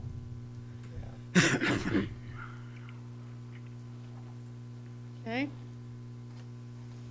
We do have a motion, don't we? These discussions are so long. No, we don't on the Okay. rate adjustment. All we did was determine how it was breaking down. We got the first one done. This is the second one, to increase 1.67 per thousand gallons. Anybody want to make that motion? We almost have to. We do. We don't have a choice. Is that a motion? I'll make that motion, be $1.67. I'll support it. Motion and support. Any other questions for Kirk, or? When will this go in effect? June 1st? Next billing cycle. Yeah, it'll be June 1st. We'll get the ad out as soon as we can. Just want to know when the phones are going to start ringing. That's all I'm interested in. Lynn? For everybody out there that's kind of scratching their heads, that's gonna be about, the average user, 3,500 gallons a month, that's gonna be about $4.80 more a month.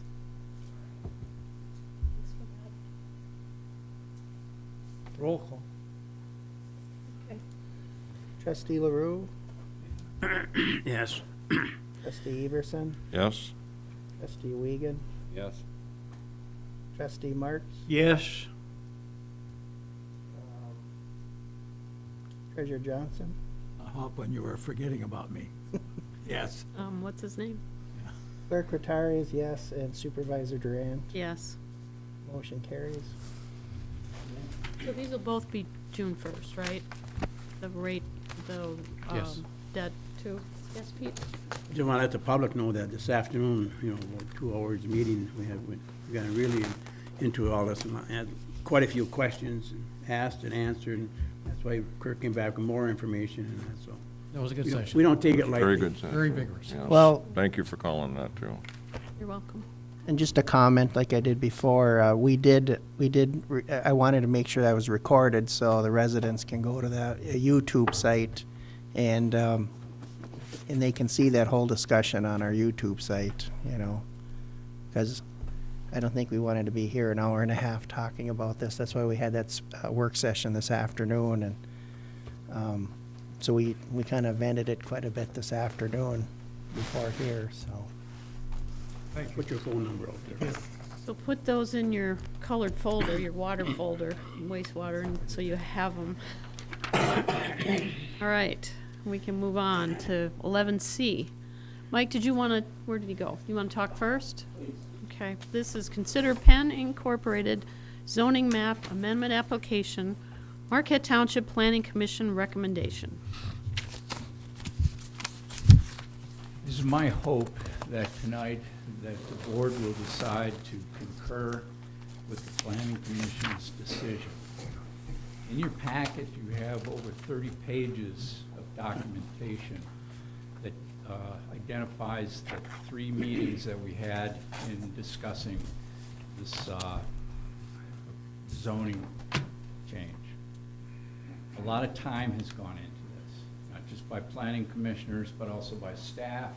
Jason McCarthy has a lot of finding of facts in there. Hopefully you've read those. We had quite a bit of public input. All the public input, except for one, was against this amendment or change. And I also want to thank Supervisor Durant for attending one of those, the last meeting. And I just want to quote from the minutes what Supervisor Durant said. Supervisor Durant reminded the Planning Commission that their objective is to be fair, impartial, and objective. She mentioned that they're also required to follow ordinances and the master plan. She stated that the Planning Commission's decision should be based on that, and that's the decision that the Planning Commission made. It was based on the future land use map and the master plan. Thank you. Thanks, Mike? Mike.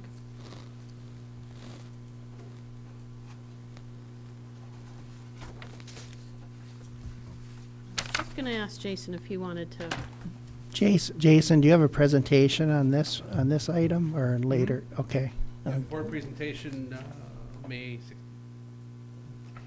Get that up here. Yeah, I got it. Here, right here, Jason. Here's the clicker here. And I'll get that set for you. Well, it's unfortunate that your packets are in black and white. Probably pretty confusing. So I wanted to give you guys some background. So basically what this says is that there's been an application to rezone a piece of property from rural residential to development district. The property is located at 420 Brickyard Road, and there's a tax description there. And it's located in section 18. The applicant is Penn Inc., represented by Mr. Robert Taylor, who's here. This is the piece of property right here. This is Brickyard Road, the residential portion. This is the commercial access heading into the Lowe's, TJ Maxx, PetSmart, and Ulta store, commonly referred to as the Shops Marquette. Notice that this piece has been removed and is not a part of this project because it was used to relocate the stream during the construction of this portion. So you have the Meyer gas station going here, and up north of that, you have the Meyer, the retail store. So this area in here is rural residential. This is current zoning. These two pieces are development district, and this area here in the red is general business. This is the existing or the current future land use map. So this is done every 5 years, where the Township Planning Commission and the board, through the master planning process, decides on, where are we going to draw some lines to either promote development or curtail development, and this is the existing. So this area again is rural residential. This is commercial, and the development district is up to the north where the Meyer store is proposed to be. Actually, it should be right here. And this is the gas station here. So this is the Brickyard intersection with 41. This is the existing and proposed DDA boundary. As you know, we're currently in an exercise to amend the DDA boundary, and though we haven't made any decision on it, the staff level draft of this shows that it still remains away from the residential area.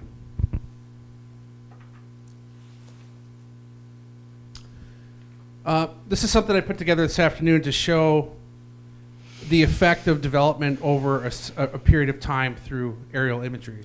So this is taken in 1993, and you can see that 41 lumber is the consistent business, I believe, throughout this area. Otherwise, this has traditionally been residential. And it even looks like, well, the old hotels there, so there's some commercial there. 1993, 2003, 2012, and 2014. As you can see, this line has consistently been a demarcation line, and throughout that time, the properties, actually some of the residential properties have been improved, while commercial development has continued to encroach to the west. And while, and this is my opinion, but while some people think that we should just connect the Negaunee Township to Marquette Township along the corridor of the highway, there are plenty of places to develop in Marquette Township north and south of the highway where utilities are currently serving. So this linear sprawl is something that, as planners, you try to prevent from happening. Unfortunately, private property changes hands. People apply for zoning changes, and that's how this happens, unless you have zoning and master planning in place to prevent that. So on March 22nd, the Planning Commission recommended that the Township Board support their efforts in the denial of this zoning map request.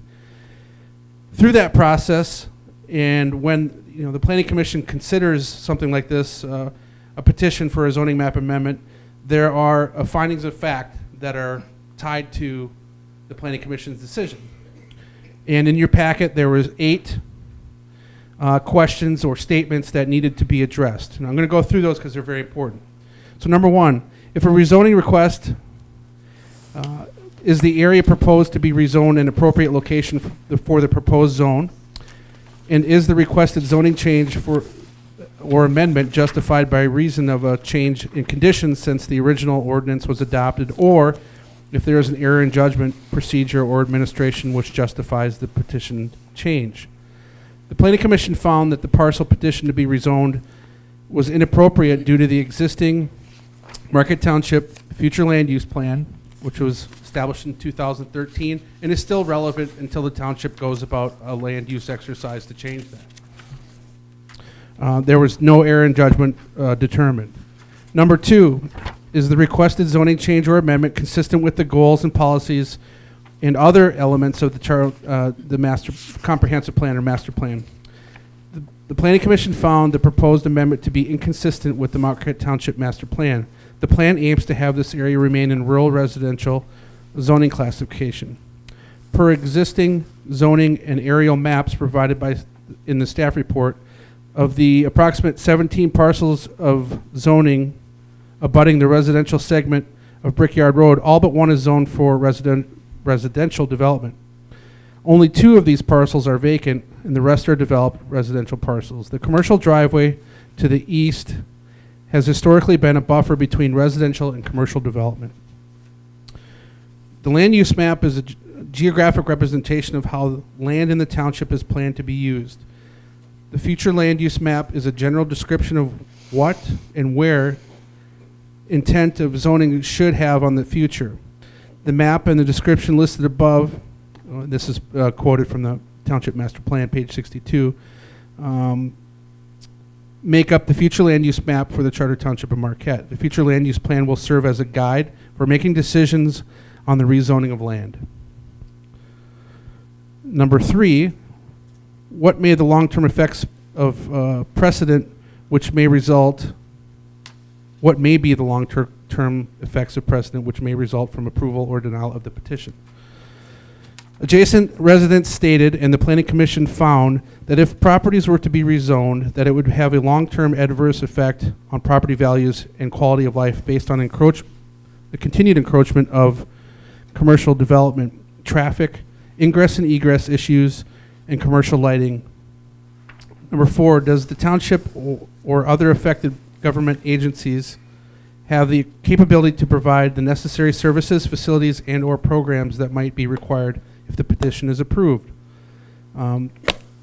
We determined that water and sanitary sewer services are not available along the residential portion of Brickyard Road. The nearest public main is located along US 41, west of the US 41 Brickyard Road intersection. So it's approximately just to the west of where the Myers C-store will be.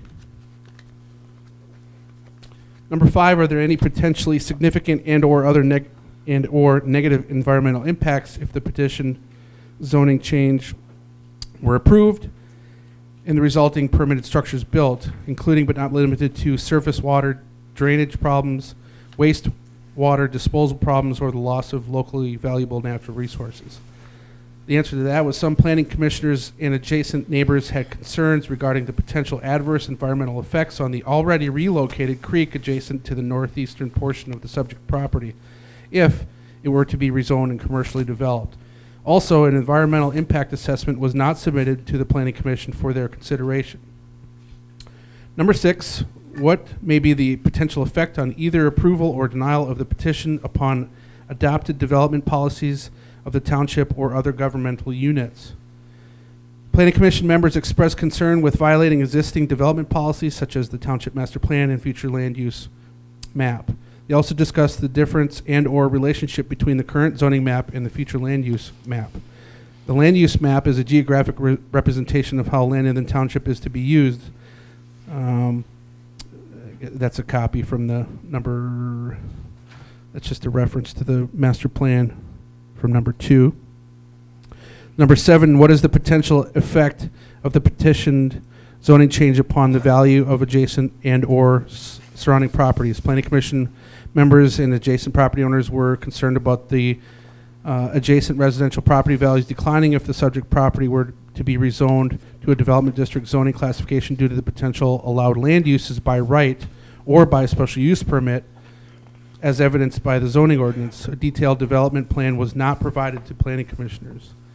And number 8, which is the last of the findings of fact that Planning Commission's charge was to review, has an environmental impact assessment or statement been submitted?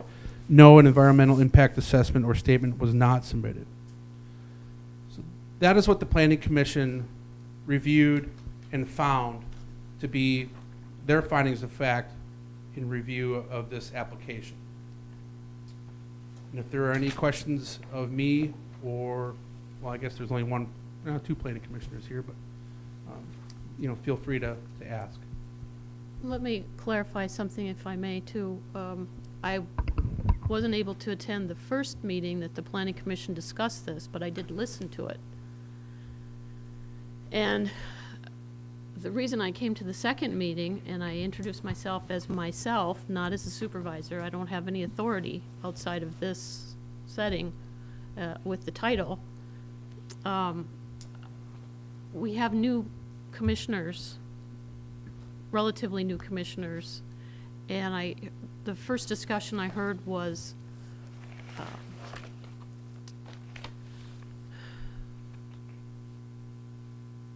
the planning commission is structured so differently than even the board is. Its responsibilities and legal requirements are different. And I didn't want the commission to think, I didn't want them to be swayed by emotion. There were quite a few people in the audience speaking. And I wanted to make sure that they understood that they had a charge to do. They had to look at the land use map and the master plan. That's what they have to, in the ordinances, that's what they have to be guided by. So my comments were as just a little, oh, by the way, don't forget,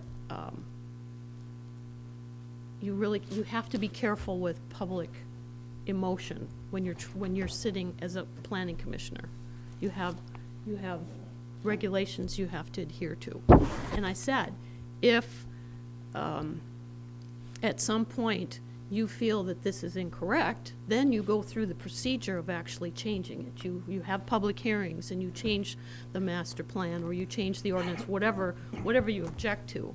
That would be the process. So I wasn't trying to tell them how to vote or how they should think. I just wanted to make sure that they didn't think that this was a popularity vote, or because 2 or 3 people came up and spoke against it, that they should go against it.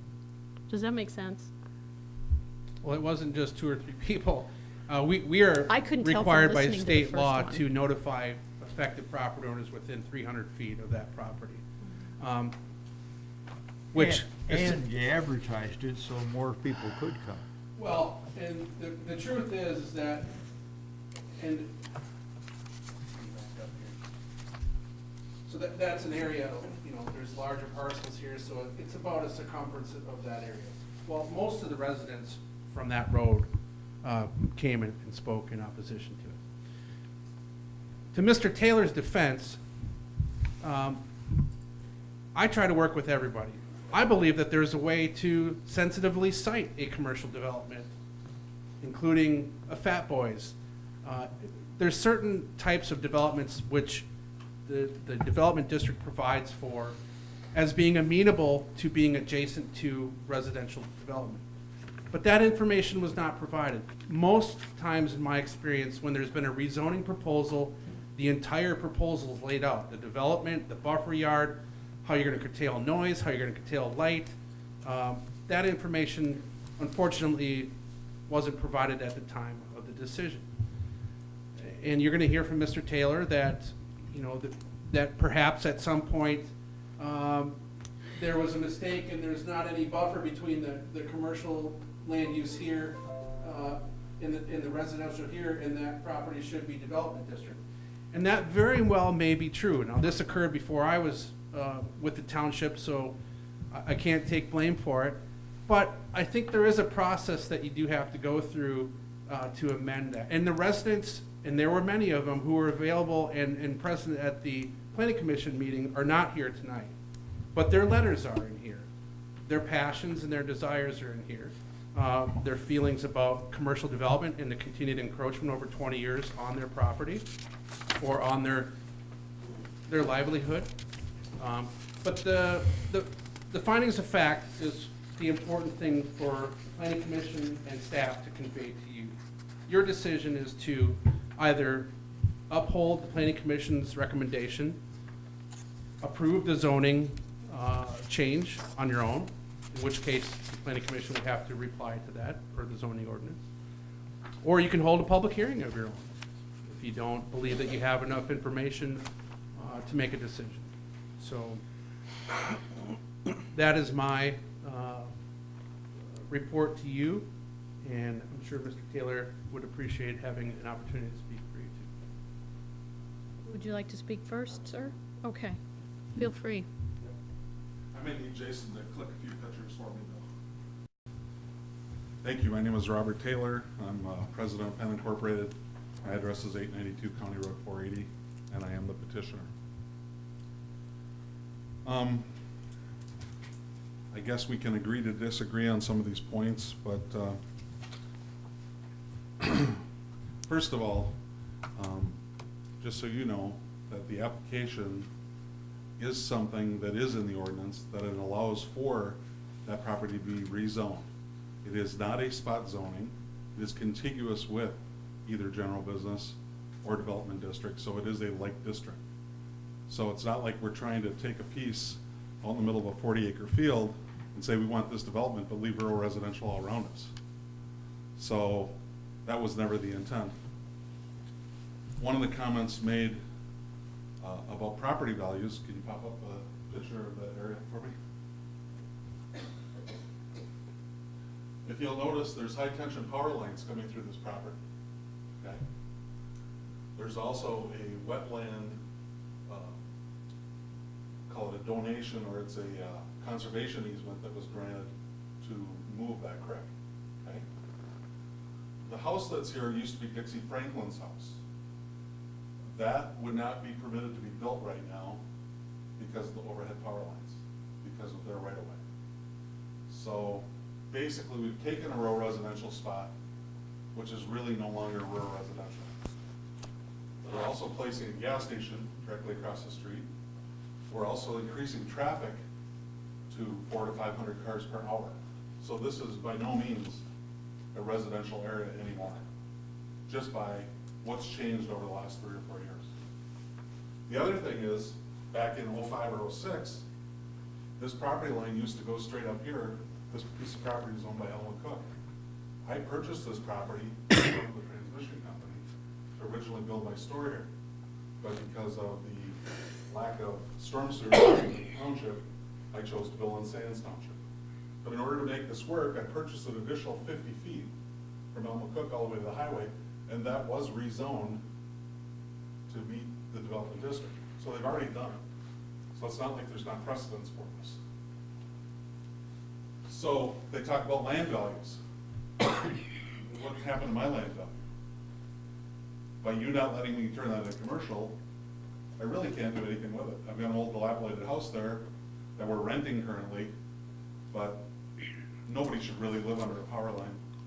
Nobody should be next to a gas station, and the so-called neighborhood has been lost by 400 to 500 cars an hour coming down that road.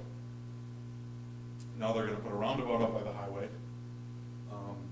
I don't think you'd wanna have a family barbecue out here with 500 cars going by, or your daughter or granddaughter out sunbathing with all these people driving by.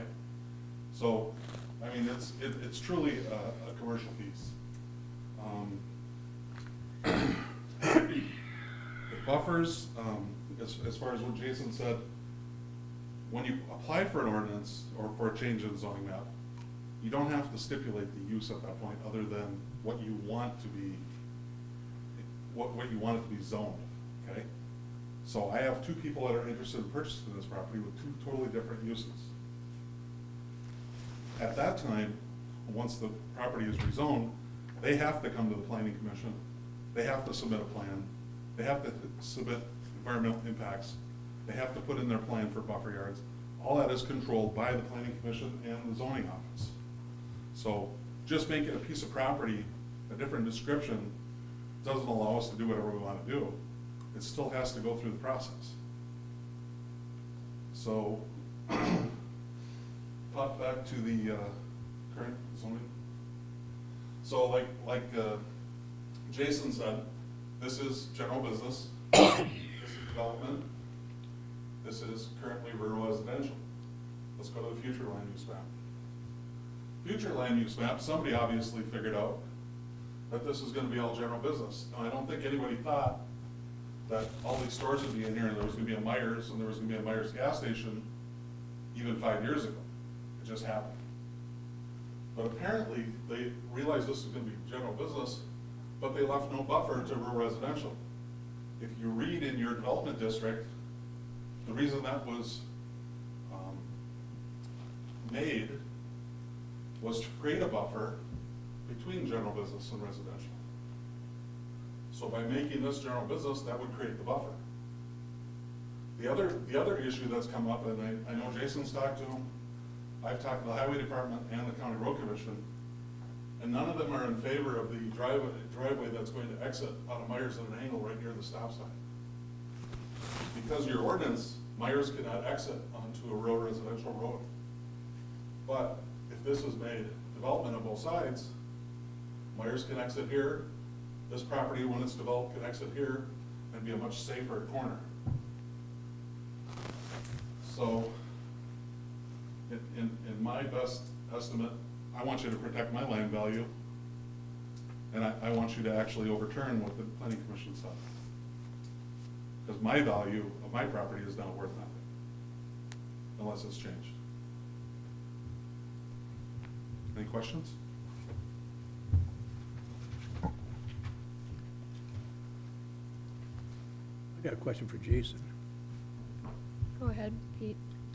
Jason,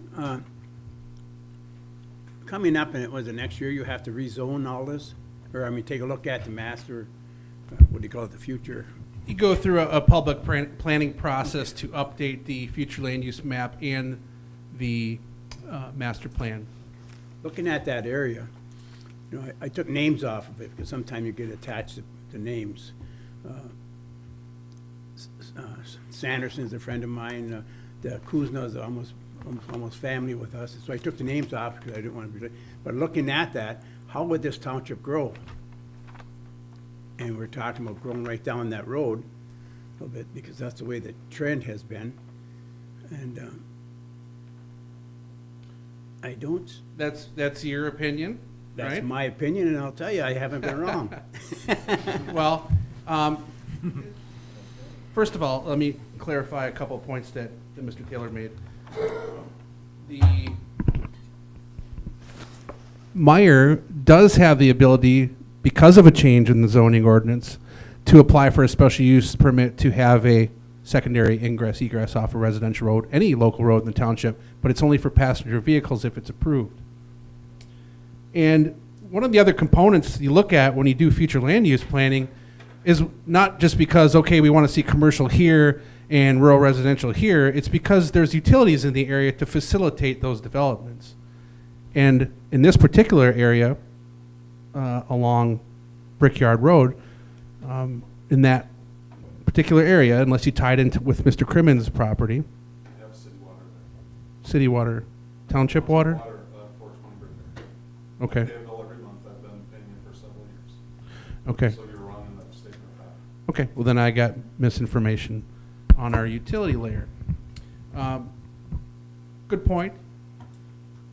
But the planning commission, I feel they made the appropriate decision for what they were charged to do, and that's to look at the master plan and the future land use plan. We try to treat, and I believe we've done a good job since I've been here, to treat everybody equally, and that's the way that the planning commission voted. I felt that if another, if it doesn't matter if it was Mr. Taylor or anybody else, that they would have made the same decision. So those are my comments on those two. Would you still have a buffer between, if you changed it, between that and Kuzna's?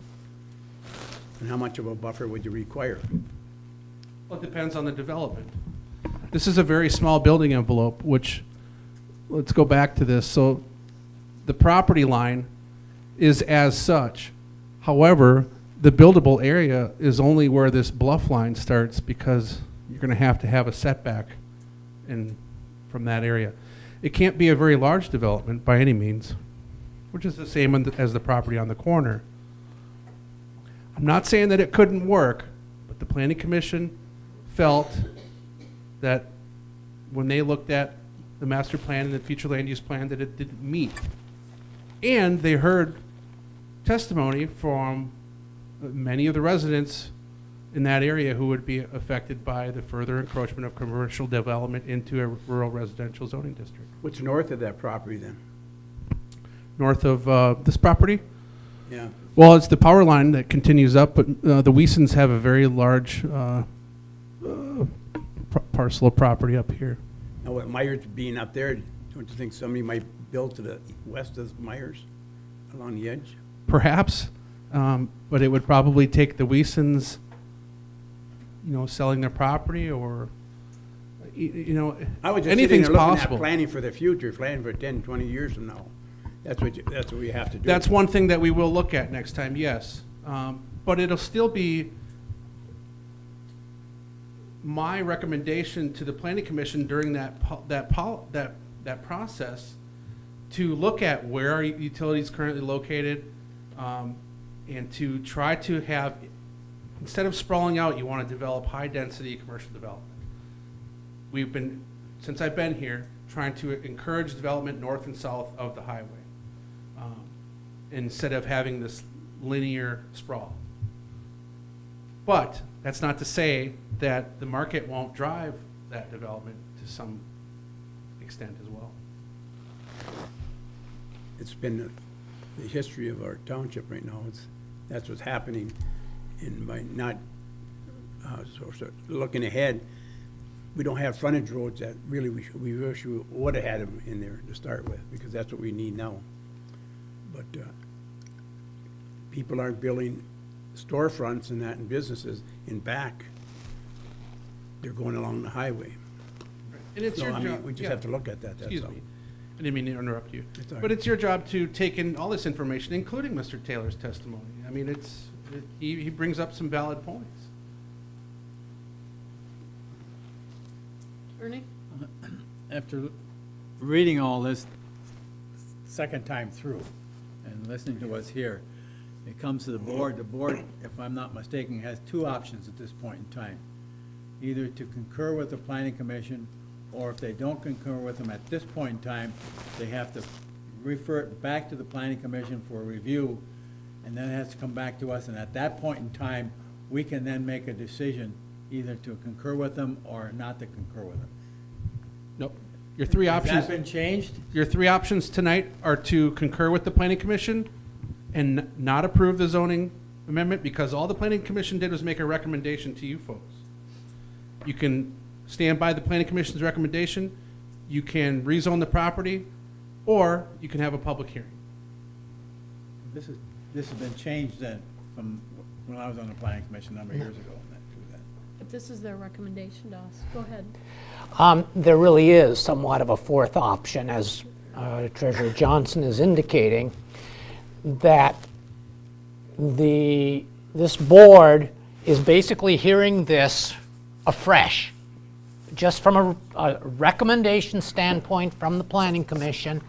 This board has the ability to basically say we would be inclined to grant it with these conditions or terms, but then it does have to go back to the Planning Commission, and the Planning Commission has to respond to that, and then it does come back to this board. So that is another option. A couple of other comments of what this is and is not, because this doesn't come up all that often at the township board level.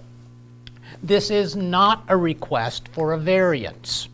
A variance is an application when the property owner requests to put a dog kennel in single-family residential, or some other offensive type of use perhaps, or just any use that may not be offensive but isn't allowed by the zoning ordinance.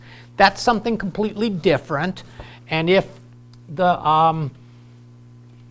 a variance is being requested, that goes from the Planning Commission to the ZBA. That's not what we're dealing with. In fact, Mr. Taylor was correct in asking for an application for rezoning rather than a use variance, to the extent that a use variance, we could talk a long time in terms of whether this would be a use variance if that was applied for. Those are frowned upon. Your zoning ordinance has a section in it that says even if that's what he asked for and applied for, neither the planning commission couldn't recommend that, and the ZBA would have no authority to grant a use variance under these circumstances. That's not what this is. This is an application for rezoning, which, if granted, gives not just the opportunity to place a specific business, but essentially any business, if you use your nomograph from the applicable article in the zoning ordinance, that would be permitted under the DD, the Development District. It is not spot zoning in the sense that it isn't out in the middle of, it's not an island of development district in a rural residential area. On the other hand, it is not currently zoned for development district or any type of commercial use. So to that extent, it is not in compliance with the future land use maps and the master plan and so forth. So you do have those options that both Mr. Taylor and Mr. McCarthy have enumerated here. You can reject the Planning Commission recommendation. You can accept the Planning Commission recommendation. You can recommend changes or a variation from what they've recommended, or you can schedule a public hearing if you feel some reason to take more evidence or testimony from the public. That is certainly not required, but I throw it out there because it's an option. Having said all of that, as I often caution, nothing that I say should be construed as an opinion of what you as the Township Board should do in this matter. That's not a legal determination. My job is strictly to make sure that you evaluate the correct criteria in reaching your result. So if you believe that I've expressed some type of an opinion that you should do either A or B, or I guess C or D, because there are really 4 options, that's not the case. I am not making any type of a recommendation. You need to weigh the facts and the evidence, just as a jury would do if this were a civil trial.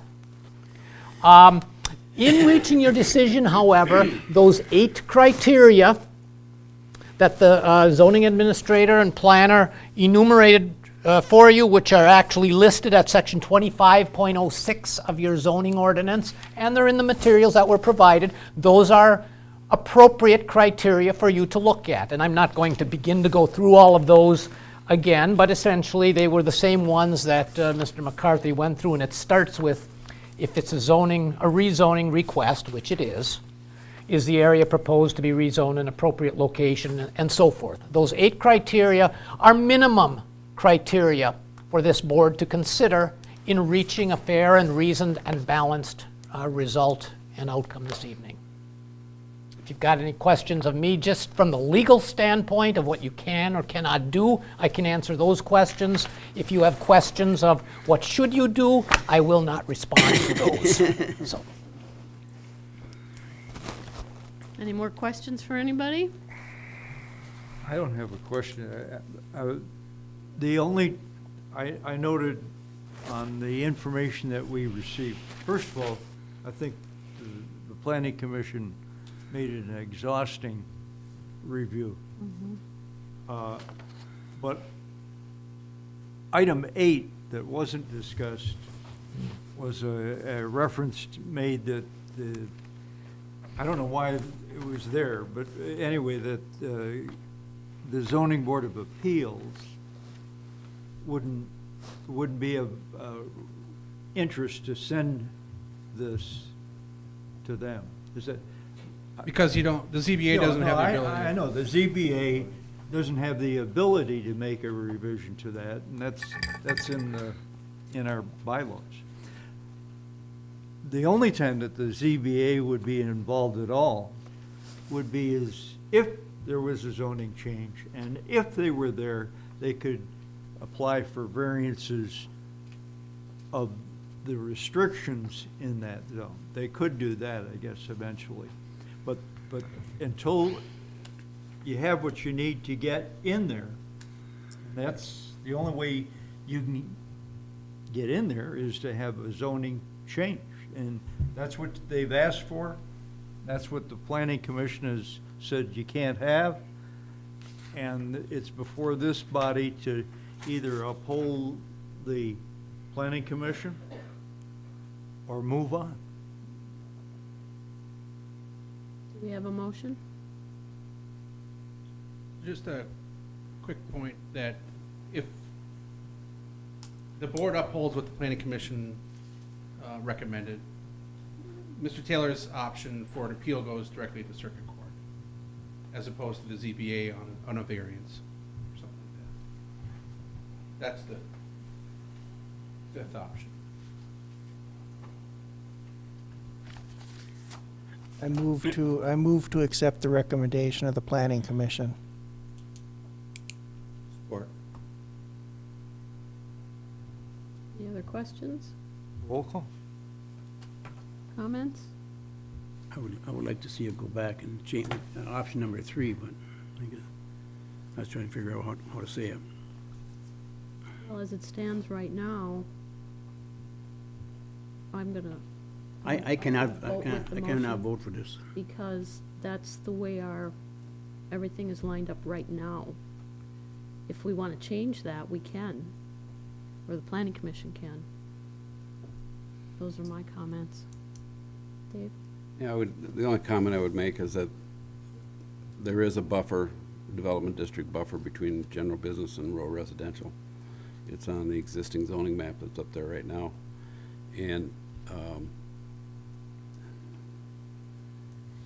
if you consider the public comment worth anything, you have to give some credence to the overwhelming lack of support for the rezoning.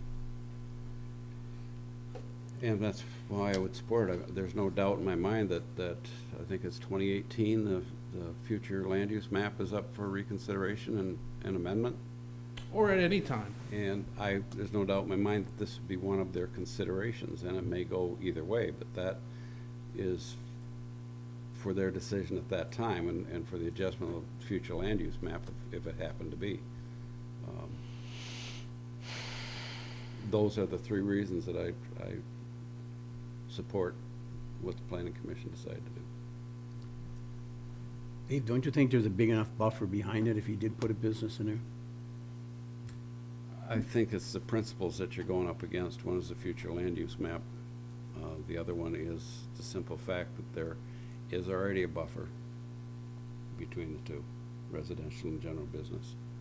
This buffer thing's been bothering me, so driving around looking at buffer zones, I come up Wright Street, where behind A&M there, and they're putting storage units in, and you got brand new houses right there, and there's not much of a buffer zone there, and I was thinking up here, and then I went up and looked at this one, and I said, there's more buffer zone here than there would be down there, so I'm just trying to, go in different areas and look at the buffer zones.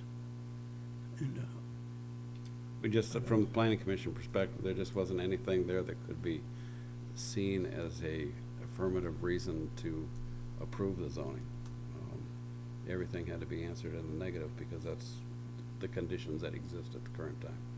How many acres are we talking? I want to say approximately 3, less than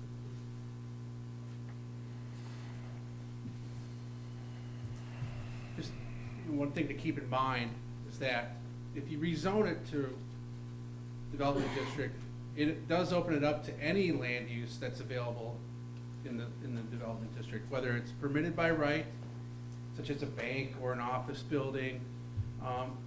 But most commercial land uses are available in the land use, or in the development district by special use permit. Now, that gets reviewed on a little bit higher level because that requires a public hearing. Neighbors get notified. So it is a little bit more, there's more scrutiny on a land use in the development district that does require a special use. But they are available, and that's one of the things to consider. You can have anything from a low-impact bank to a restaurant, which could be a very busy fast food type of restaurant with late-night service, drive-through, noise. I mean, those are just, that's the best and worst case scenario for an abutting residential neighbor. just looking at it, my opinion is that, it's going to happen that way. Because anyone looking at that and looking down to the west, how the zoning should go. And, I mean, in the past, we've always tried to make accommodations to reasonable request. And I don't see this as outside of that, barrier. You have similar issues on Brookton Road. You have similar issues. Don't you think that Myers and that's going to compromise that whole thing? In your report, Kuzma said if that was the rezone, he would rezone his too, so he may turn his, asked that be turned into commercial. Sanderson's farther up, he would have put his commercial. Those, yes, those were in the meeting minutes, those residents did say that. I talked to him myself too, so, you know. And that's how. And that's why you get just caught up in this personal thing and you know, the names and the people and that. You couldn't ask for nicer people, Kuzma and the Peters and, you know, I mean, sometimes we get caught up in that. Sure. Well, my opinion is that we want, as a township, to have that parcel performing as in its highest and best use as possible. And I think through proper zoning, you know, I know that we went through this whole situation with Fat Boys being, you know, and not to compare it to that, because I don't think it's the same thing. You got vacant property here essentially if you take the house out. But I've told the current owner of Fat Boys that I thought there was a way to site that in that neighborhood if you just were sensitive about the surroundings. You know, you don't have wall pack lighting that shines across the street. You have downcast lighting. You don't allow noise and other things to prevail until 2 in the morning. I had personal friends that moved out of that neighborhood and bought a piece of property on Lake Superior and said, you know, we're out of here. Because it impacted them that much. Zoning, our zoning ordinance is performance-based and it's fairly restrictive. There are requirements in the ordinance that curtail many of the concerns that the residents had. But if you're looking at the strict law of the master plan and the future land use plan, and that's what the planning commissions would charge, is, you know, that's what they were charged to do. Mr. Taylor, at the time, didn't have a proposal, and I understand that you said that you didn't necessarily need one, and I understand that. But perhaps if there was a proposal and the planning commission and the board could somehow, you know, foresee what that development looked like, it might have, it may have changed things. As an example, if it was a chiropractor's office, or if it was, you know, McDonald's. I mean, those are. I assume you can't reveal that at this particular point. Well, that, Not that it- But I'm not trying to discount What else can this property be used for? If you can't use it for residential, if you can't build a new house there with the power lines, and the existing one is underneath a power line or close to a power line, what else can he or anybody that owned it, what could they use it for? Well, rural residential is very restrictive in that it's basically single-family homes. There are. What are the limitations of single-family home with the power line? I mean, that. Every piece of throws- property has its challenges, and this one has several. Yeah. For sure. John, did you have something else? just a point. I think Jason has demonstrated it a couple of times. With more information, there is a path for use of that property that the planning commission and the township board could work with. But without that indication as to how it would be used and more information about what would be used there, you're stuck waiting for rezoning, or the planning commission changing the zoning. And from a legal standpoint, the township board and the planning commission should not hold a proposal for an amendment based on a process to amend the ordinance. That could be construed as a legal problem, for sure. I don't want you guys to go down that road. Now, if there was a timetable or something that could be established that's agreeable to, and I'm just having a conversation. I coach Bob the same way I coach the planning commission. Here's what you need to do to, you know, here's what, and I do that with everybody. I try to help everybody. And so, you know, if there's some kind of, you know, You say it can't be a category 5 land use or land use intensity of 5. Or I don't know what the legalities are of that, but if you are able to establish a certain land use intensity, because all land uses have certain intensities. A restaurant, fast food, that's a land use intensity of 5. You've got a lot of traffic, you've got a lot of noise, a lot of lights, et cetera. But a land use intensity of 2 or a 1, which could be a dental office or a bank or something like that doesn't have a huge traffic impact, only has personal vehicles ingressing and egressing to the residential portion, and there's low traffic, then those are all, that's a different way to look at it. But that doesn't, Well, it's not part of Lynn? what we're deciding. Dave? I don't think you can rezone a piece of property, correct me if I'm wrong, Jason. I don't believe you can rezone a piece of property with conditions on the rezoning. You cannot restrict them. If you're gonna rezone that to development district, you cannot restrict it any more than any other development district piece of property is restricted. that's correct. Well, I'm just, in Roger, I always rely on Roger to cut me off when I'm wrong, but, I'm just trying to throw ideas, I guess, for you to consider. The Planning Commission has made the recommendation. You have a motion on the floor. John? Just my quick point, no environmental impact assessment or statement was submitted. That's important. You're saying it's not required, but it's one of the things that the Planning Commission reviewed, or was charged to review, which you would have known. Can I speak?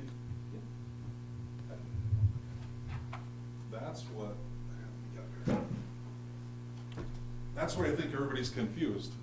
The Planning Commission is the one that reviews those once there's a project that comes for that property.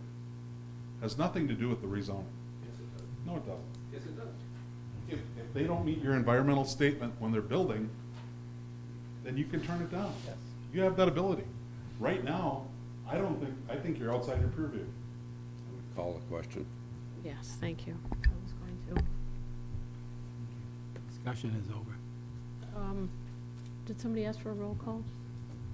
Yes. That's fine, I will. Okay, Will you- clerk retire is yes. will you Trust. Repeat the motion though first. The motion is to concur with the recommendation of the Planning Commission to deny the request for the rezone. And a motion was made by Clerk Rattari, and it was seconded by Trustee Wiegand. And the roll call vote is Clerk Rattari is yes, Trustee Wiegand, Yes. Trustee LaRue, No. Trustee Marks, Yes, Trustee Everson, Yes? Treasurer Johnson, Yes. and Supervisor Durant. Yes. That motion carries. I need more information. Okay.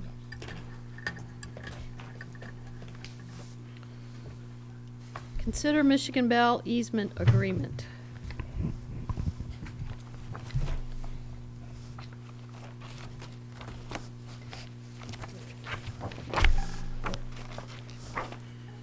You don't need Thank you, that, Jason. Jason, for this? No. I'm sorry. You don't need this for that? I don't. No? Okay.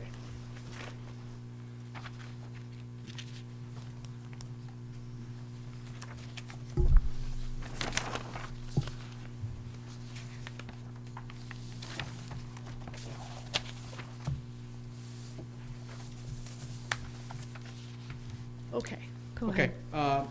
well, Trustee Wiegand was correct, this is on the agenda, I didn't know it was gonna be on the agenda. But essentially what this is, if, Roger, correct me if I'm wrong, but this is coming to you for consideration of the underpass, okay? AT&T was a key piece, they have agreed verbally and in written words anyway, to allow us to utilize a portion of their property to locate the trail which is necessary to align with the underpass should it be constructed. And that agreement, I believe, Roger has provided for you to either support or not support. What this is Mr. McCarthy contacted all of the landowners and to see whether or not they would be interested in granting an easement, similar to the easements you already have, well, on the other side of the same property. You have a 15-foot wide easement on the other side of the AT&T property and a 15-foot wide easement on the Walmart property for a combined 30 feet. That's not being used currently because it doesn't go anyplace. That easement is not conducive to connecting if this board should determine to eventually move forward with the tunnel project. AT&T presented a written proposal that was forwarded to me, which I rejected some of the language in it because it had some things that under Michigan law this board has no authority to grant. I've removed those, I've reworded things that are basically consistent with other easements that AT&T has granted. That's what you have before you. What is still missing from this is there's no survey and there's no legal description that I'm aware of. So it's saying it's approximately 20 feet wide and then refers to as more particularly described in Exhibit A. Exhibit A does not exist at this point, but all that will do is lay out precisely where the 20-foot easement is. That still needs to come. AT&T has essentially approved of the terminology in here. I have also essentially approved of the language in there from a legal standpoint.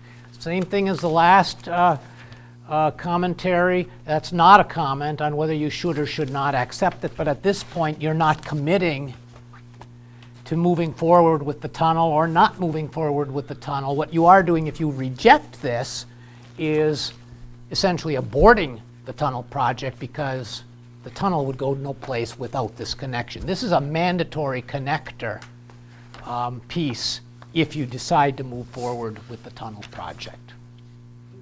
Except that we don't have any other agreements or easements in writing yet. You know, when That's you correct. said, when you said We did get a new one, this was though. the last one.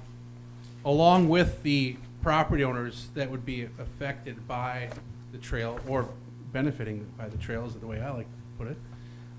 We did have, or I met with representatives from Northern Natural Gas last week, and they have verbally agreed to allow us to use a portion of the 50-foot wide gas easement to locate our trail on, which is a huge benefit to us because otherwise we were trying to avoid that gas line easement. It's a huge benefit, and we're hoping to, we just got some mapping information from them. We've laid that on our aerial, and now we've shared that with MDOT and DNR representatives. We had our surveyor, or not our surveyor, our Mike Molesky, a surveyor in the community that we've asked to perform some contractual work to get this off the ground. And so him and Rob Katona from the DNR, he's the trails representative from the DNR, walked that property last week to try to find an alignment through the AT&T property that would work. I haven't had them finalize that survey or the legal description yet because we are going to be hopefully able to use the Northern Natural Gas easement, which changes things quite a bit. But I do suspect that those documents will be available within the next couple weeks because I know AT&T is anxious to get this recorded because I believe they want to market the property. Dave, you had your hand up? Well, I believe this is just, we're being asked to agree to the language in this so that it can be submitted to AT&T for their It's, consideration. yeah, housekeeping. So moved. Support. John? Just, Roger, looks like a pretty standard agreement. It is now. After you've revised it, yeah. A couple of things to just point out. It does not have any provision in it for the township to indemnify the landowner.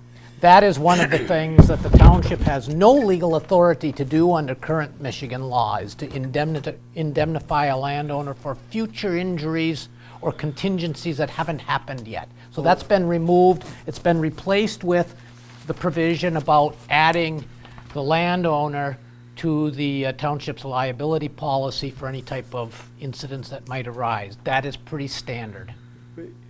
But in fact, item 10, to the extent permitted by law, guarantor shall not be responsible for any or all damages resulting from personal injuries, death, or property damage arising from the guarantee's willful misconduct, from the negligent acts or omissions of the guarantee or its employees.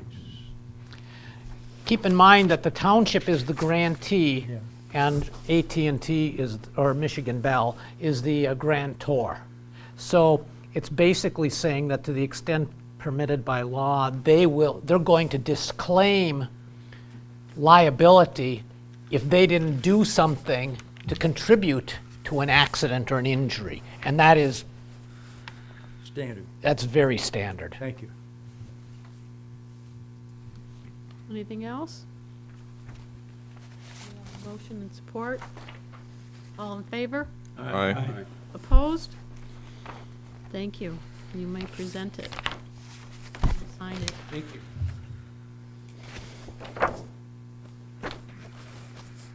Consider draft ORV, off-road vehicle ordinance, second reading. I did have a conversation with Roger today to find out that this is actually going to be another first reading because of the changes that were made.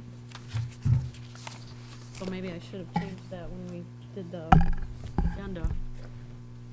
Yes, I did also have a conversation with them, and we came to the conclusion that just to be safe, it probably should be a first reading, and then would go to the next, even though we've all agreed on the language, just so we're doing it correct as ordinance, say. So this would be, again, first reading. It would be hopefully approved at the next meeting then. Well, we should have let these guys know that 2 No. hours ago. I know, but Should we explain the changes that were made yes, briefly? yeah. So for your information, the board members at the last meeting expressed interest in having the hours of operation restrictions in all residential zoning districts, not just the urban residential districts. The map was changed to reflect that, because the map needs to accompany the language. And secondly, definitions and terminology was added to the ordinance to reflect the changes, development district, rural residential, scenic residential, all of our residential zoning districts were included in the ordinance. So really no effective change other than we're gonna be a little bit quieter in all residential areas, not just the urban residential district. So I do apologize to the ORV Right, folks. I didn't think about it either. We could have moved it up, but Changed it right away. I have a question. On the second page there, when I talked about visual supervision, in media aid of the operator, the handbook refers to a youthful or operator. Is that, they're trying to define visual supervision as when you have a youthful or operator and not just aid of an operator. What are you questioning? The way it's written now? Yeah. That you think it should be changed? Well, it's just follow the handbook. It's just, in the handbook it says youthful or operator. Is that a big enough thing to worry about or just let it go? Well, we had, Roger, where's the part we had the 16-year-old added? It's, Section 6. Section 6. Five? Looks like it's changed. It says 18, and then in section 5, it says, I should have circled it. 12 years. I don't know exactly what the handbook says. This comes directly from the state law that would govern what goes into the handbook. So if you're going to rely on something, you need to be relying on the state law rather than the handbook. I doubt that they're different. They may fine-tune the wording, but essentially, a 16-year-old may operate on a trail. Right. A 16-year-old may not operate on a public road. Exactly. And that's what this distinction is. We're saying in section 6, a child less than age of 18 years shall not operate an ORV on a road in the township unless the child is in possession of a valid driver's license. That's the part that we added because it comes also in directly from the state statute, or under the direct visual supervision of an adult, and the child has in his or her possession a Michigan-issued ORV safety certificate or a comparable ORV safety certificate issued under the authority of another state or province of Canada. I didn't make that up. That is coming straight from what the Michigan legislature adopted several years ago. Dave?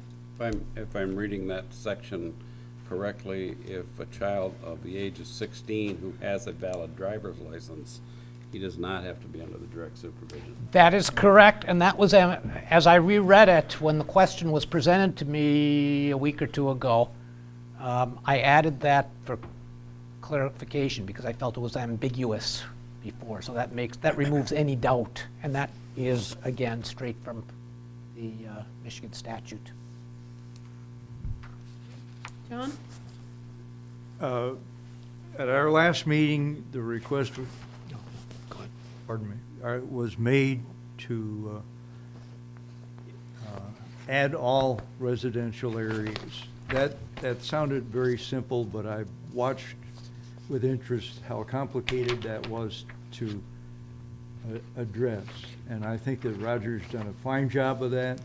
That should be the only revision from last week that we should be talking about now. And I concur with those that are making the motion to make this a first reading and I support it as well.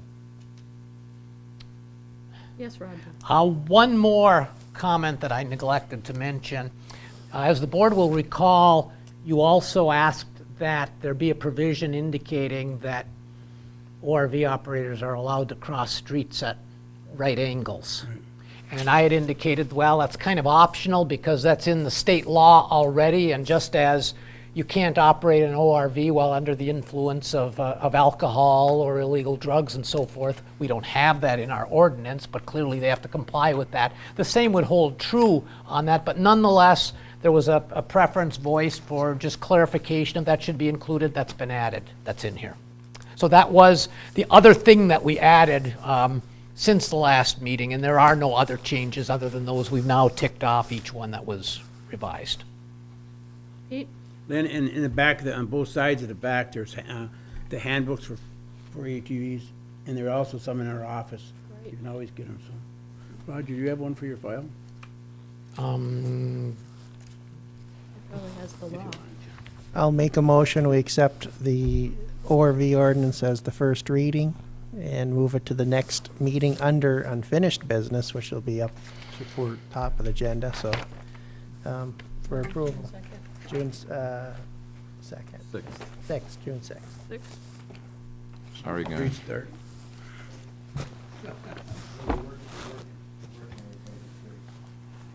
Yes, Jason. I wanted to thank again the trail advocates and the ATV team for assisting the township with our ordinance, and I hope that we have an ordinance now that you can take as a boilerplate to other communities after it's been combed this well, to use as a template. I'm involved in, I'm on the board of directors.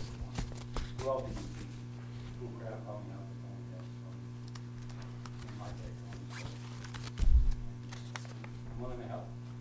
Thank you. Just a suggestion, if they'd like us to move along a little quicker in our action on the board, I suggest you bring your mandolin. All right, any more questions, comments? All in favor? Aye. Opposed? Thank you. That's the first reading. The second first reading. Sure. Consider Elder Delta Co-op Spent almost all Electric day Association preparing for this franchise meeting. ordinance and agreement.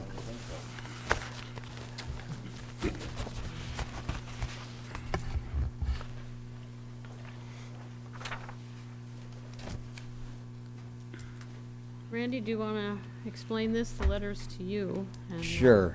Roger's talking. Roger can share. I have a question before Roger gets going too far. In reading the ordinance that you put together, when you say the Township of Marquette, should that say the Charter Township of Marquette to be correct?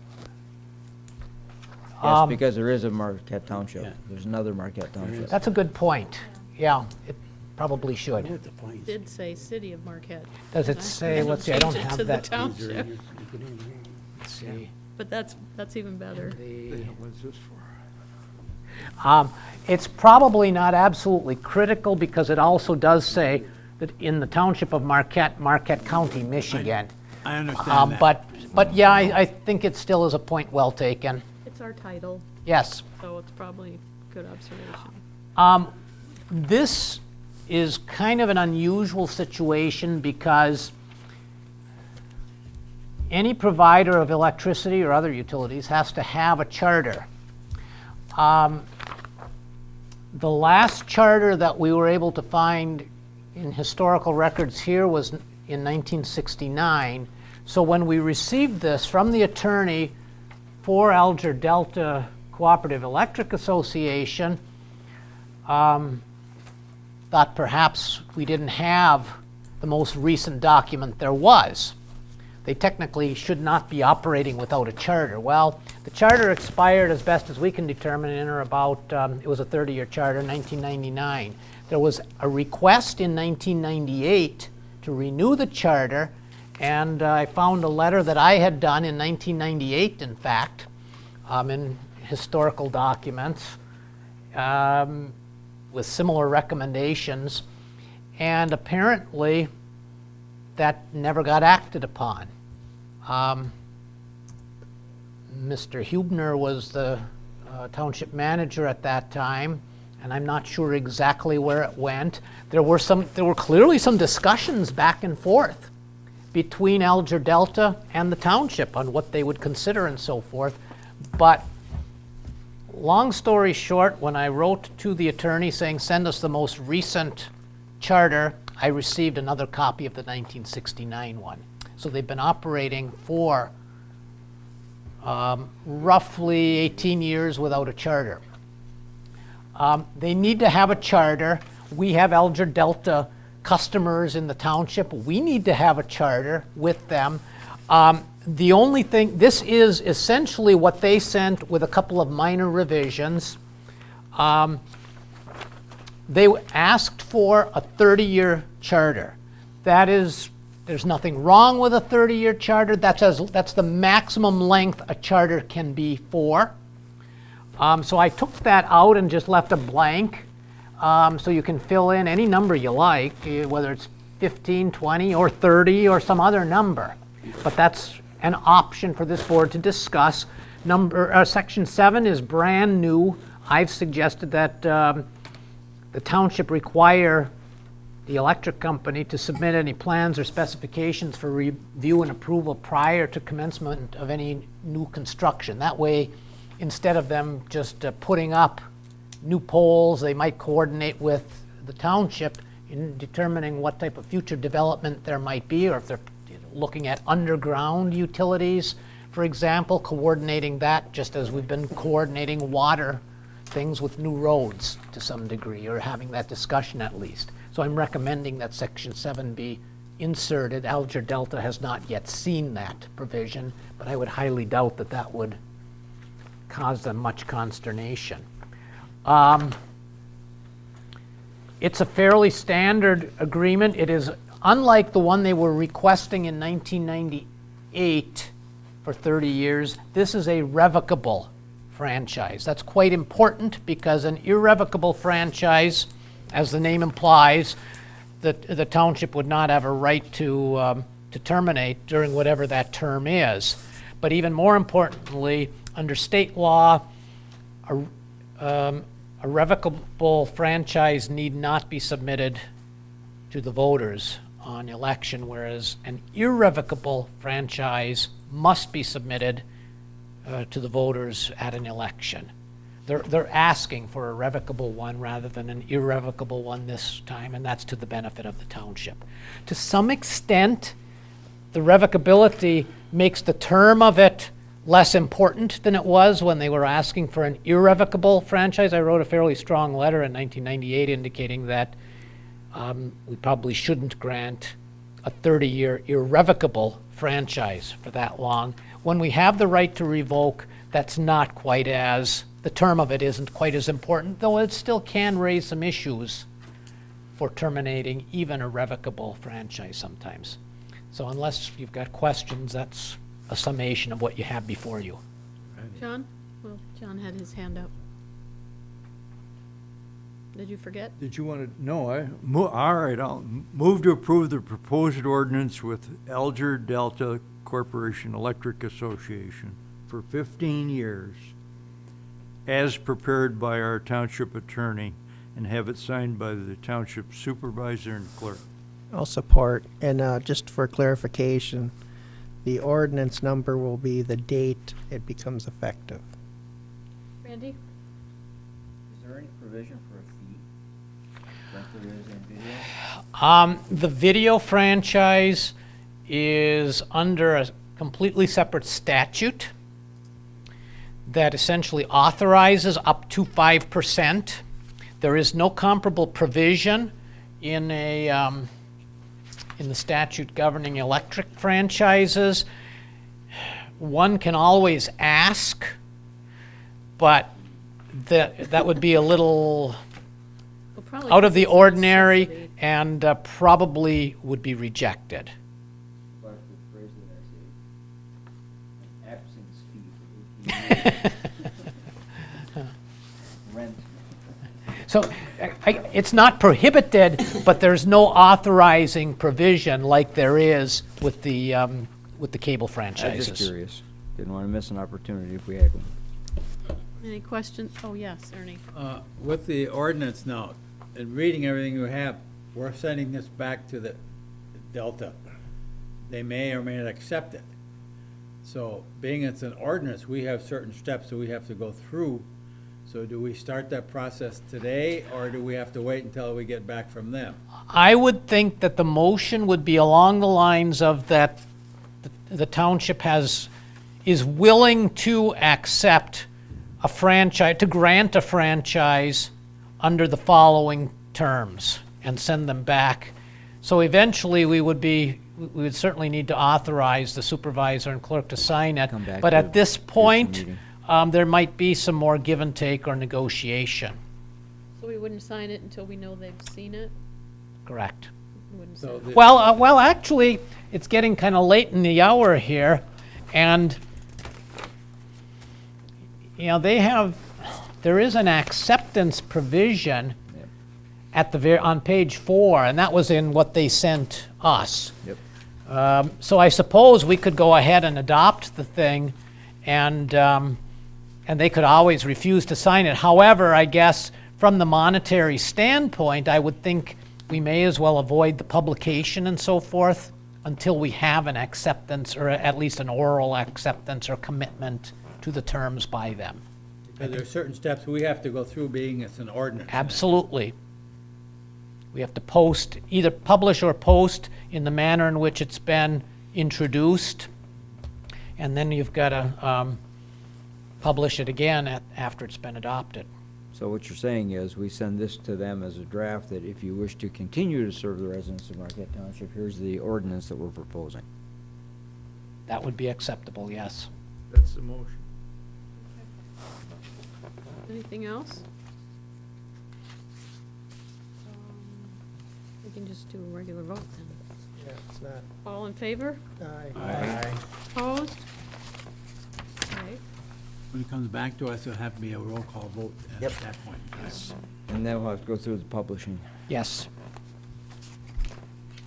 Consider budget amendment 2017-02. Well, I'll present to the board that budget amendment. It'll be written in the minutes as always. The highlight of that budget amendment is authorization is requested to reflect the activity of the DDA income for the 2017 on the 1 year, 1 mil collection in the general fund. 60% of the DDA funded corridor study $42,000 contract will be expensed in 2016. Remainder will be expensed in 2017. Also request is a transfer of election funding, which as of now is none in 2017, and election equipment funding also as of now 2017 for the purchase of a new server. And the 2016 audit yet is not finalized. I make a motion to approve that. Second.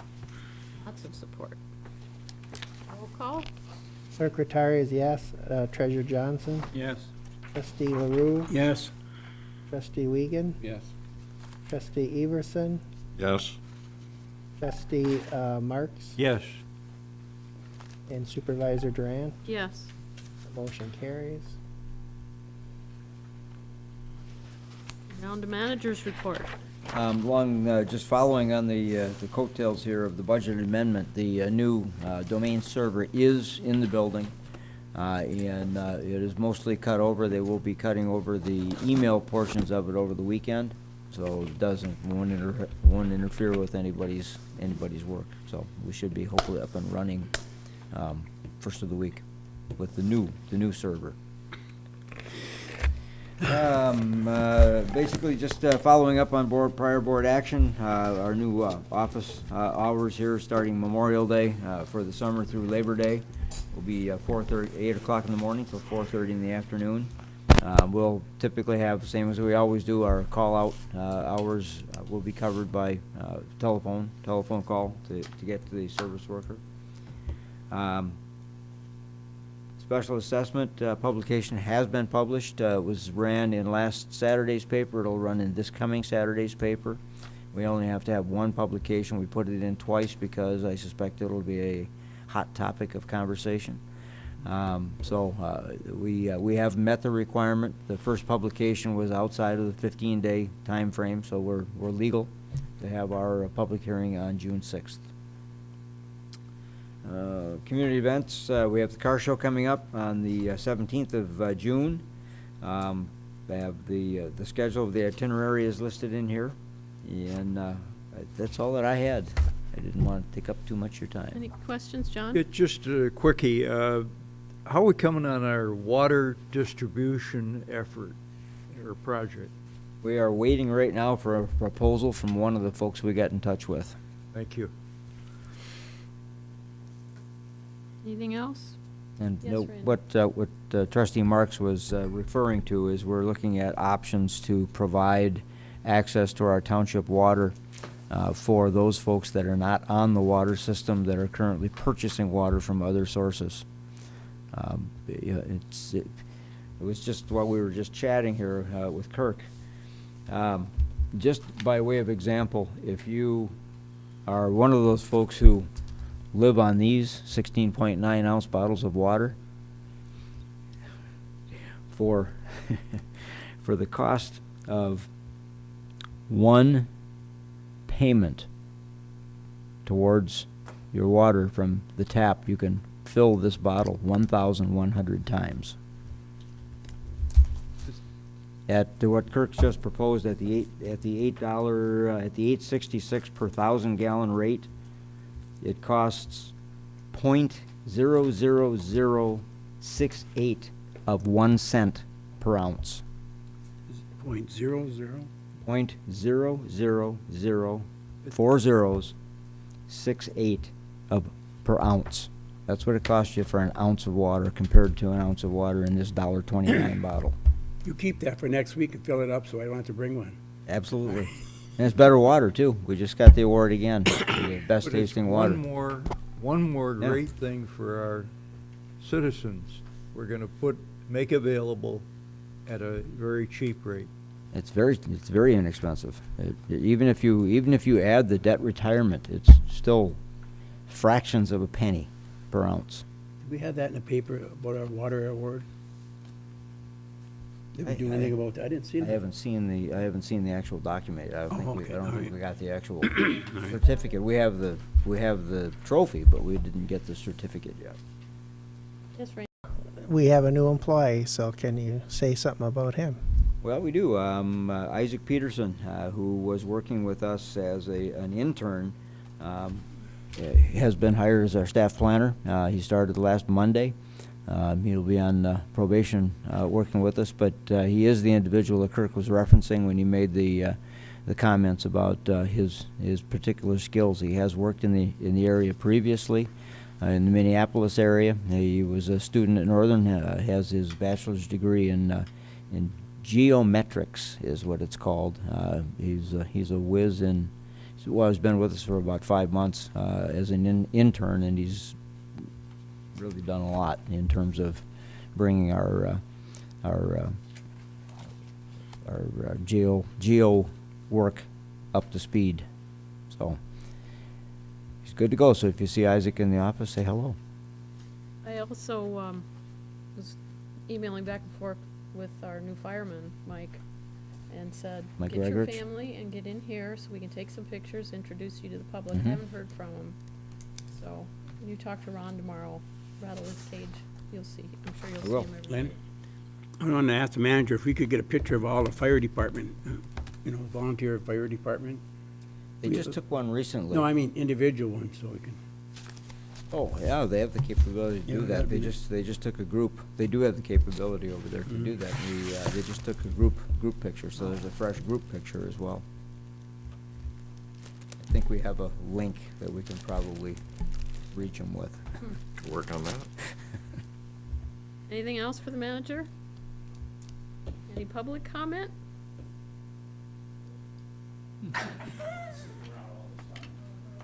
Gonna move to adjourn? Oh, sure. 17th, June 17th. It's easy in these long meetings to get distracted. That's the Saturday. Mike Springer, Eagles Nest Road. First of all, I want to thank this board for supporting the decision that the Planning Commission made. As a planning commissioner, it always feels good that you have the support of the board. And as you can see, we spent a lot of time looking at that, and we did due diligence in the process. And I know how it is, you can sit there, and I don't blame anybody, sit there and look at that piece of property and say, who would want to live there, and what else can we use it for? And we got to figure out a place where we're going to develop in the future. These are all responsibilities of the Planning Commission, and we're working on it. One of the things that was recommended at the time was to form a subcommittee that would work on just planning for that particular area. We can make changes, we can update the future land use map without having to do the whole thing. So the Planning Commission intends to continue to work on that. And that may be, turning that particular parcel into development district might be the best thing since sliced bread, but there's a process to go through. And we're gonna go through that process. We're gonna, again, give it due diligence, and we're gonna come back with a recommendation in the future land use map. So thanks for supporting your Planning Commission. Another thing is, one more time, this is Saturday. You have one of these pieces of paper. That means you either have to show up or you have to give it to somebody else that's gonna show up. I And keep if you losing can't- mine. I And don't if you can't know. volunteer for this, the Iron Range Roll is Saturday, June the 3rd. We have lots of opportunities for people to volunteer at crossings. I know the fire department in the past has been real good with that. We've already had a meeting with Rhonda Mars and a lot of the security officers around, so. Thank you. And just to dovetail on what Mike was talking about with that Got it back particular again. piece of Okay, now I property. can go. With that particular piece of property that you're dealing with, which is admittedly a difficult piece of property, but it's not the only one. We're dealing with a number of other township residents that are the owners of property that they cannot do anything with. Some of those are in Trowbridge. We have two right over by Pete that are unbuildable, and people are trying to do.